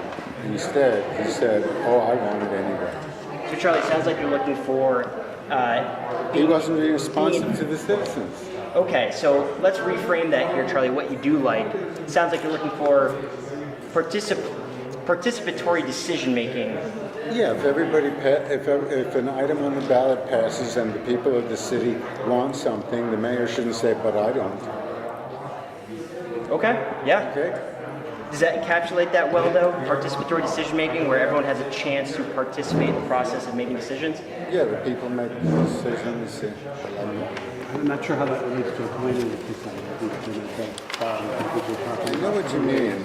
To find, make Burlington. It doesn't budget. Yeah. It doesn't budget. But it could be met in a superficial way that's not actually give you any value, Right. which to me is a concern. The one at number 11, which has to do with filling gaps in the housing tenure ladder, I think that's a big inclusive problem because there's nobody building SROs, single resident occupancy places. There's nobody building 300 square foot things, although Eric Farrell just proposed a co-living project. Yeah, he did. Which, well, I read your minutes, and I think Cambrian that's Rise, yeah. interesting concept. Very small micro 300 square foot units, but a bigger common area. So, that's a great idea. And then, so your really price cool idea. per your rental unit is smaller, but you still have, and I think that's a middle age, the 20-something to early 30s. There's a point, that's the whole thing. You need people, the homeless people need something that is very simple, safe, and then people, everybody goes through their life cycle at different levels, You need I know, rooms. but you go full cycle because when you get older, you need something like that too. Yeah, Well, you want smaller space and you want more community. Right. Well, if you look at the thing that he presented some materials in the November 13th. It was a really interesting idea. I think it really is. Yeah, I guess it's being tried in some places, and he thinks it could work here, and we were trying to figure out how to. Well, what is it? I thought that was fascinating. They don't have a label for it. Yeah, it was. It's like, what is it? It's not a boarding house. It's not. It's not that different from the co-housing model. It's not. Like East Village. It's just, it's more accessible because it's more affordable than co-housing. Well, it's closer to a rent. It's called co-living, and it just the intent of it is to not make your space cost so much because it's a one bedroom And not have the to square duplicate footage. everything, so every person owns everything. You have Exactly. some more community. Yeah. And at a certain point in your needs for housing, that might fit. It's not like everybody, but you might go through We that used to have phase. that with SROs. I know, And we they used to had have community SROs. spaces. Absolutely. Well, And the then- one up on Elmer, the whole story of that. Where the trailer park is in the Old North End, there was and got bought by the tenants. There's space there, and some of us sort of made like a tiny home model with like a community center for that like little mini park that's part of it. Well, but it's sort of like unless there's incentive, nobody's going there. My understanding from the Housing Land Trust is it doesn't happen because they can't get the money for those kinds of things. And they have to get money for more than 12 units, more than 30 units. They have to get money for projects of certain sizes. Well, so another approach to that goal would be, having the city take a more proactive stance and provide resources and technical assistance to homeowners to create accessory dwelling units on a bigger scale. Yes. I mean, if you think of, Yes. my son just recently moved to Portland, Oregon. Portland made headlines in the planning world because they drew a bright line around the urban area, No more. and they said no development outside of this line. It will not happen. And so one of the dynamics that's emerged over the years is accessory dwelling units have become a hot commodity, and the city has responded by bending over backwards to try to create a more open regulatory framework and technical assistance to homeowners who want to put these in. And the more of those you put in, whether it's for market rentals or below market rentals or mother-in-law apartments, to encourage families, different generations to come together, each have their own separate living spaces on the same property. It can have a positive effect, but it needs guidance and support from the municipal level to really blossom, I think. I mean, Is that prohibited in Burlington today? It's not. It's in fact, not. state law requires that the cities and municipalities allow it, but the question is, there's a difference between allowing it and actually supporting it and promoting encouraging it proactively. And it can take pernicious forms. I mean, it can be Airbnb, people creating living spaces. They're Airbnbs, which then tends to spike the market rentals. And reduce the supply of affordable housing. So if we recognize that that's a possibility, then we also have a responsibility from a public policy perspective to try to steer that kind of development, infill development, in ways that are socially positive and support affordable housing goals and housing diversity. I think where it becomes expensive is where you have to connect, let's call it the tiny house addition. It needs to be hooked up to your septic system, so that can be expensive. It's not just that you can build a 200 square foot cabin. It's that we require certain other things. And so But then again, all of a that's an sudden example you of- lose that impetus for making it happen. We just have the social expectation of a certain amount of size we need for Last one. and that's our cultural thing. No, And we don't ask people from other countries that have come here what would be the best arrangement for their homes. So we don't really get any input from a person who's come from Nepal on what would be the best way to build housing that fits with their families' living patterns. So you'll see, very large families in, fairly small apartments, because that's the choice. There's nothing that would fit. All right, we have probably. Oh, I'm sorry. Well, they do. Obviously, that's the housing that's here, right? They have to find new clothes, and they have to find new ways of living in their space. Let's try to touch on this last one with the few minutes that we have. This is Connected City, protecting, preserving, and improving the integrity and connectivity of natural areas, open space and recreational systems of local, regional, and statewide significance, and protecting them from incompatible development. So that's really about connection of natural areas, not just that we have them. Coordinating land use, development, and transportation to strengthen multimodal transportation corridors that support and provide access to a wide range of services and mode choices.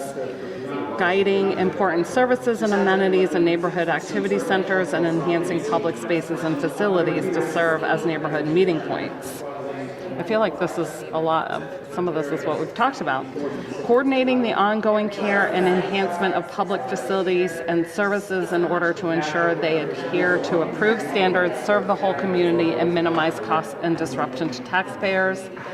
Increasing consistency and coordination decision-making and public administration among quasi-independent departments and decision-making bodies.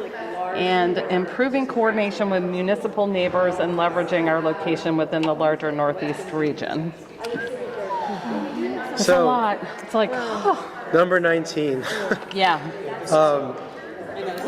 If they were being really honest about this, a bullet point would be take the entire City Hall Park redevelopment plan and feed it into the shredder immediately. Because that plan is completely contrary to the spirit of Goal 19. Yeah. As it currently is written. Well, F-35 thing. Yes. Well, completely contrary. part of the problem with that was that, the plan was focused around keeping the farmers market in City Hall Park, and it just doesn't work because the farmers market is a victim of its own success and really has to have its own space somewhere. We have one. It's called Marketplace. And right now, well, the old mall that's now a big open zone. Zone. No, it's perfect. The steel's here. You build the structure. You have the it becomes like any town in France where you have I was thinking or of Montreal, yeah. and you build the structure, and then you have a lot of space for community gardens. You have enough room for trucks. It's still a marketplace. It brings more people downtown. A huge market. A huge market. You can even make it 2 stories. You can have vending stalls. I mean, the whole thing becomes like Marche. a whole other dream. Yeah. You mean as a transition to what's goes next? It never gets to 14 stories. Completely retail. I don't think the 14 stories is going to happen anyway, frankly. Yes, but so I do. But we have like this opportunity for a marketplace, a true marketplace. This was not about. Yeah, sorry, I didn't mean to hog it, but is so- there anything missing here? Yeah, Anything when we that you talked wanna about, tweak? somebody brought up public-private partnerships with the institutions. Yeah. That to me is the connected city. Okay. Yeah. Yeah, I think UVM should have many, many more examples like the consumer protection office that they run for the Attorney General's office. It should be more like, Vermont Law School has the public law clinic where they do free legal services for people throughout the state. Yeah. UVM should have 10 of those. 10 things like that, where they connect students and faculty with community needs in a really direct way and provide. The engineering department coming in and really doing a project. It's been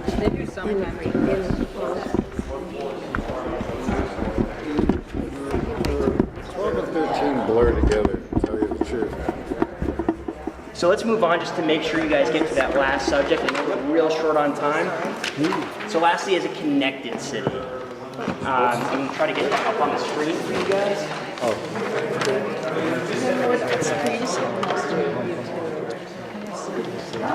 Thanks for coming. You have a 16? Here it is, trees. Huh? Trees. You're on tree?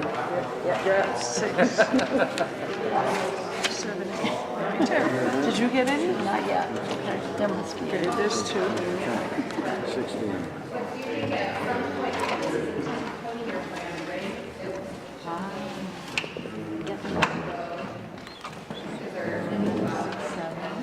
All right, let's keep this positive momentum going. We got some good energy. Where are there trees in here?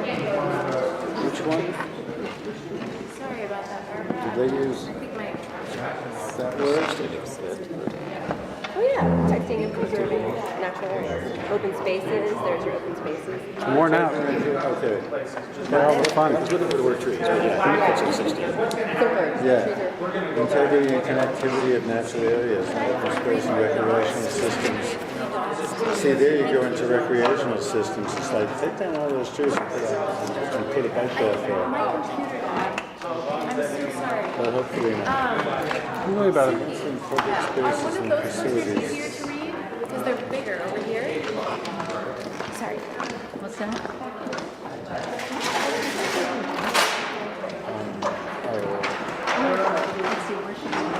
So I'll stay in here as sort of like a, Oh, nice.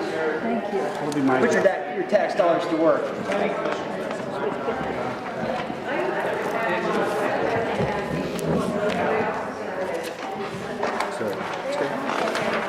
You know what, folks? This might be helpful. This is just a big version here. Nice. Okay, let's see.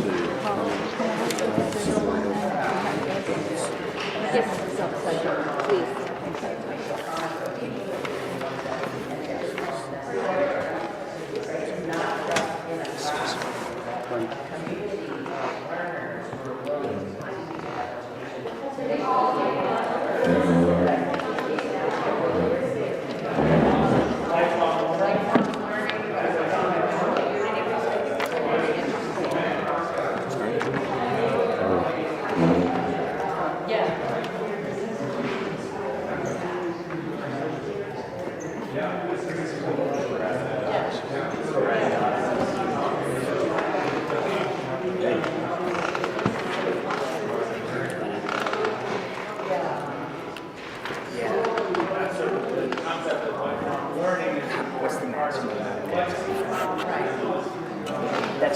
That is a lifetime.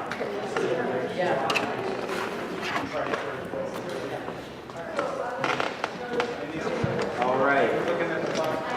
We have some additional dots here, folks. Lots of dots, lots of votes.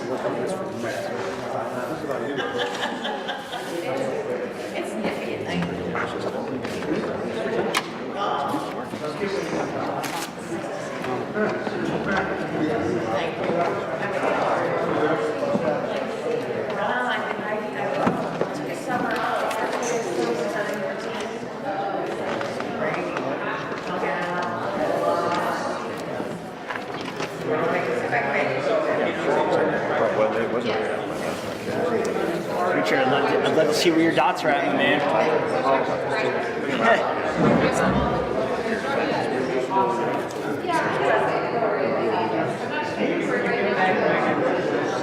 Right now.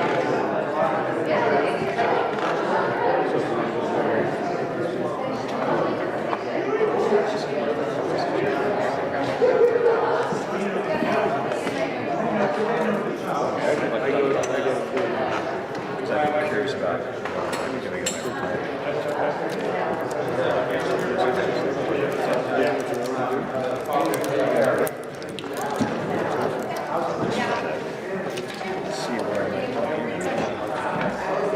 She spends a bunch of time doing that too. Tough gig.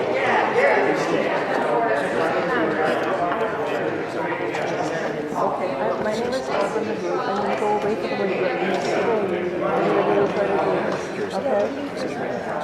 Downtown Neighborhood Association. I've been trying to start it for a long time. I just haven't had the energy to do it. But there are a lot of people that say, you see, I think that's what I'm doing. Have no voices.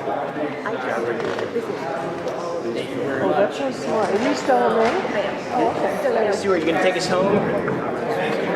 So I just wanted to make a point of order about where we are in the night. We promised that we would have a time for open comment, question that you might have generally about anything that you discussed tonight or that you might have prepared as a statement before you came here tonight. So I want to say that if you are here for that and want to be here for that, we're going to do that in like 2 minutes. I promised this group that I would let them wrap up a little bit here, and then we'll get to that very quickly. So if you don't feel like you want to stay for that, don't feel like you need to, you're welcome to leave, and thank you for being here. My computer died, but all around the room there are little business cards that have the planBTV logo on them, and on the back there's a web link to where you can read and continue discussing this plan online. And that's where we will also provide more information about future opportunities to come to events like this or to come to other presentations and public hearings. So thank you for being here. Thank you for participating in this discussion tonight. And we'll get to the formal public comments in just 2 minutes.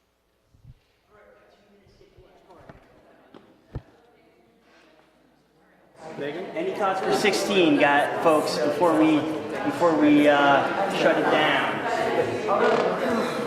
I know you're going, the one I want to comment on is 20. Okay, let's do it.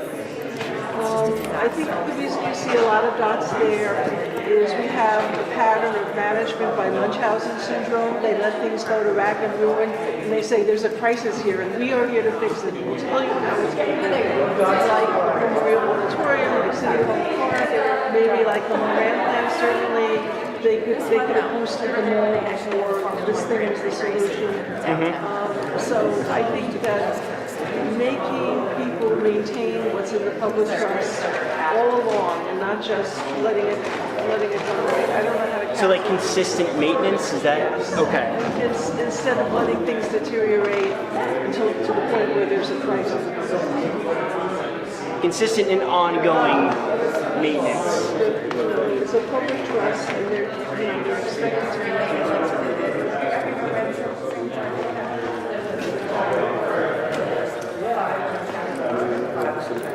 I advocate for changing governance of Chittenden County such that we have a county executive so that every single community in Chittenden County is not competing against the one its neighbour. Right. So what, is there anything that would, of course, it's 21, the last, that's the one about connection to other communities.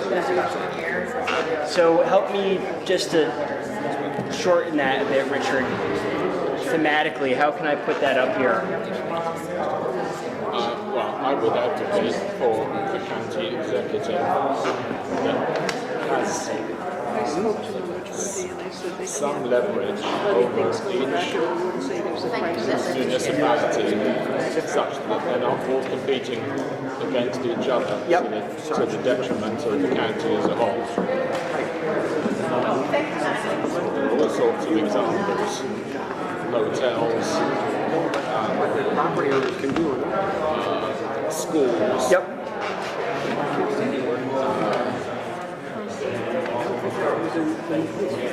Recreation. We're diminished by not having quiet governments, in my opinion. Okay. Similar county in New York will have a county executive, for instance. Okay, so I'll put a big circle around that, Richard, to emphasize that here. Not for bigger government, and just for more effective government that serves the wider community. Steve? Wonderful. Anyone for 16 or 17? Because we're about to get to the public hearing. I just want to make sure if anyone has anything to say. What, 16? Say something about 16? Well, that got a lot of votes, so I just want to make sure that if that is something that is a priority to you, that we're able to capture that. Yes, there's all kinds of threats to the natural areas and the integrity and the open space. So protecting them from incompatible development, which could also be recreational systems. So I want to protect the stuff that's there, not the recreational systems, except for, running around on the planet. So, yeah, protecting the integrity of the natural areas. I like what Richard said, which is I think you said it, that open space, the natural areas and the open space are really the lungs of the city. Yep. And that goes for the downtown district. All right, everyone. I'm holding my promise at 2 minutes. I might have exceeded a little bit, if you'll forgive me. But if anybody is around that still wants to provide formal comment to the Planning Commission, questions or comments, I'm happy to pass the mic. Can I ask a couple of questions which have to do with what is the timeline? You stated it before, but I would appreciate you restating the timeline.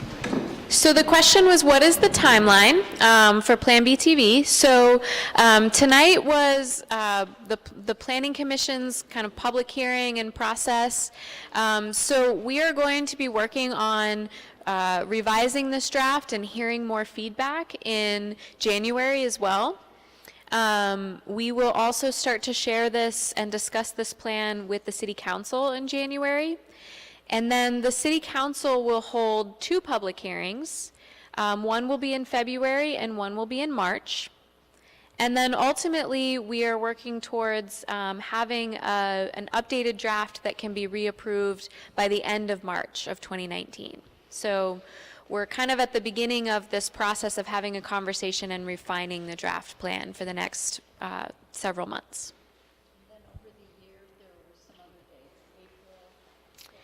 What have we already done? No, what is happening in April? Those were, so if you saw April on the screen, that was stuff that had happened in the past. Yep. And along that line, what will be done with this data? Will it be fed back to us? Will we see what we all said as a collective? That's a great question. So we can certainly, when we have a summary written of tonight's discussion, we can share it with you if you provided your email address. We'll also share it with the Planning Commission. They'll be meeting next Tuesday to talk about what we heard tonight, as well as other feedback that we've heard about the plan, and talk about ways that we can start to incorporate that feedback into the draft. And we'll continue kind of iterating that draft over the next several months. So we'll post it. We can either send it to you directly or we'll post it on the website as well. One other question is this hearing quasi-judicial? In terms of, it's not the same as a hearing that the Development Review Board would have. But the opportunity to provide public comment and to hear any concerns that you have about the plan is something that we do, is required to happen. So we have tonight, and then we'll have 2 more with the City Council in February and March. Are there any comments people want to make? All of what people talk about in the breakout session will be incorporated as part of the public comment to the public hearing. But if you have anything beyond that or anything specific, feel free. I have a question. Are we allowed, to what extent has UVM been consulted in this process? Because they have such an insidious impact on such a large part of the city and the neighbourhoods where people are underinvested in their own communities. I think there should be some sort of honesty in disclosure here. Yeah, that's a good question. So we did talk with all of the institutions, UVM, the Medical Center, and Champlain College, about the plan that, that we're updating the plan, and made sure to talk to them about any kind of future plans that they have. Ultimately, all of the institutions reported to us that, they're just coming out of a period of a lot of reinvestment in building new buildings or major renovations. So from a kind of a major new project other than the UVM athletic facility, there's not a ton of new development on the campuses that are immediately planned, other than looking at kind of where they can meet more of the needs on campus. So we really look to the institution's master plans to help us understand kind of what are some of the future activities that we might see, and one of those discussions that we know that will happen will be with UVM around looking at the Trinity campus and having a conversation about the Trinity campus. So those types of things are reflected in this draft plan in terms of how we look at the institutions to meet more of their needs within their boundaries rather than kind of outside of their boundaries. Extend to the Ira Allen building. Ira Allen building is on Williams. Yeah. Not the Ira Allen school district building on Colchester Avenue. Yeah, Oh, no. that's not part of it. Well, it's just pretty darn close. Adjacent, Yeah. Just outside of the... Right.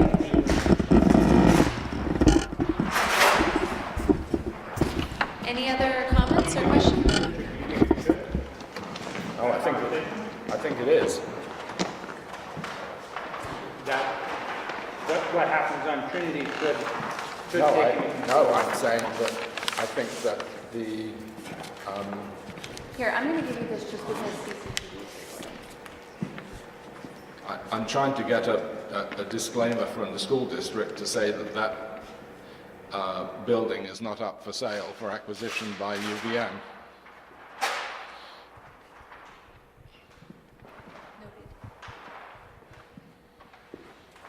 Anybody else? I had a question. There's a lot of statistics in the early parts of the document that don't have the citations to them in the footnotes. So that's just a suggestion that the footnotes that would actually give some credibility to some of those statistics that are sort of the foundation of some of the plans and the goals. I'm not sure, maybe I couldn't find them, but I was trying, there's a lot of footnotes cited and I can't find the citations to where those statistics come from for like the population projections on page 17. There's footnote numbers and there's like the transportation projections, footnote 22. I mean, there's a bunch, so that's just a comment to make those accessible. I couldn't find any of those, and the second thing was a question about the city's impact fee study. There's something in there, a couple places about updating that. Do you know when that was last done and what the plan will be for updating that? I think that was the third, that was that. And one of the other things that was not talked about a little bit is the financial load on things like the city's bonding of existing bond debt and how that relates as a percentage to whatever value, if you're using grand list or using tax receipts or something like that. It might be worth looking at a way to document that so that when we're looking at investments in these planned in developments and enhancements, that we sort of already know our finances and when things might cost money. So I think my most important thing is this, that the sources of the statistics that are the foundation of the goals and plans are somewhere in an obvious place. Thank you for both of those inputs. I'll actually ask David if you could respond to the question about the impact fee study, when it was last updated. I don't think there's a specific timeline on updating it again, but there is, you obviously read that there is a goal in there to update it again. I don't know that it has a specific timeline, though. Certain when it should be completed by, other than it needs to happen because that original study was probably done in the early 1990s, would be my guess. It was quite some time. It was before I worked for the city, which was 27 years. That those impacts of some of the projects. Yeah, I just want to make sure that we do know that we have a plan for assessing those financial impacts, whether it's to the schools or the public works and water, wastewater. And it sort of is tied into one of the other items about the capital, the long-term capital plan, but it's not the same. And I think when people are assessing some of these great projects, what are the impact fees that we now have in place and how are they calculated? And then clearly if it happened in the 90s last and they haven't been updated, we need to have that actually, some way more than just, well, we're going to do it sometime, but we don't have a plan for that yet. I'm glad you mentioned the capital plan because that's a critical component of what goes into an impact fee study. What the necessary piece, and one of the recommendations in the plan is that the next version of the 10-year capital plan look not just at what our current capital needs are, but what are we projecting capital needs being kind of out beyond that 10-year horizon, because that then is part of, again, critical component of the impact fee study that those costs and then proportionate fees are based on. So once that work is done, then we can do an impact fee study, because we know that we're going to need to make this level of improvement to a water plant or one of the wastewater plants at some point in the future. That stuff gets documented and gets built into the system. Can you post the existing one so that it's a link on your document, your website? We could see if we can dig it up, and if it's not digital already, we can try to get a scan of it available. Sure. Thank you. Anyone else? Any other comments or questions that you would like to offer tonight? I know we've probably already got a lot of comments and questions out of you. And do I need to say my name or no? Okay. Just, I come here as a kind of a representative of Ward 3. I think you're in Ward 3, is that right? Ward 2, okay. I think there are very few people who come from Ward 3 to any of these meetings. And it's hard for me to get the word out to those people, to all the people in Ward 3 who are going to be quite impacted by the plans, by planBTV, to go up and to go dense and denser. And so, I'm speaking as one person only, that, I'm glad for economic growth. I'm for that. But I also want to be sure that walkability, bikeability, the lungs of the city are included in this place that's going to go up and get more dense. And that's just one voice from Ward 3, so. And if it's hard for me to speak in a microphone, what about all those people in Ward 3 who are quite quiet about this? So that's my concern. Thank you. Did you want that? Oh, you, okay. Sorry, just for those who didn't- Thanks for being able to give input. Plenty of ideas, and I hope that I'll be very interested to see what results we see from tonight's work. It's kind of hard to make a plan from up above and bring it to earth. And I think the plan should be made on earth. And everybody, as many people as possible who live in the city should be able to understand the document. And it's a plan for Burlington, Vermont. It's not a hashtag planBTV. It's a plan for Burlington, Vermont and the future, and it's not going backward. It always goes forward. And sorry, I'm an editor. So yes, it's really great to be able to do this, and now I must be off into the night. It's been a long day. Thank you so much, everybody. Anyone else? I think everyone that's left had an opportunity to speak. So thank you for those of you that are still here for sticking with us all night and for coming. And we hope that we'll get to talk with you again at some of our upcoming events. So have a great night. And I guess we need to close the public hearing. We have just a little bit of formal business. Do we close the public hearing or do we keep it open for we close it tonight, right? Okay. So unless there are any other comments, anyone else want to speak? Seeing none, we'll close the public hearing. Thank you to everyone who came out tonight, both those who are still here and to all those who were here but already left. We really appreciate the input that everyone was able to give to us. And with that, we'll bring our Planning Commission meeting to a close, and unless I see any objection from my 3 other planning commissioners, we will adjourn tonight's meeting. And I don't see any objection, so tonight's meeting is adjourned. Thank you all again.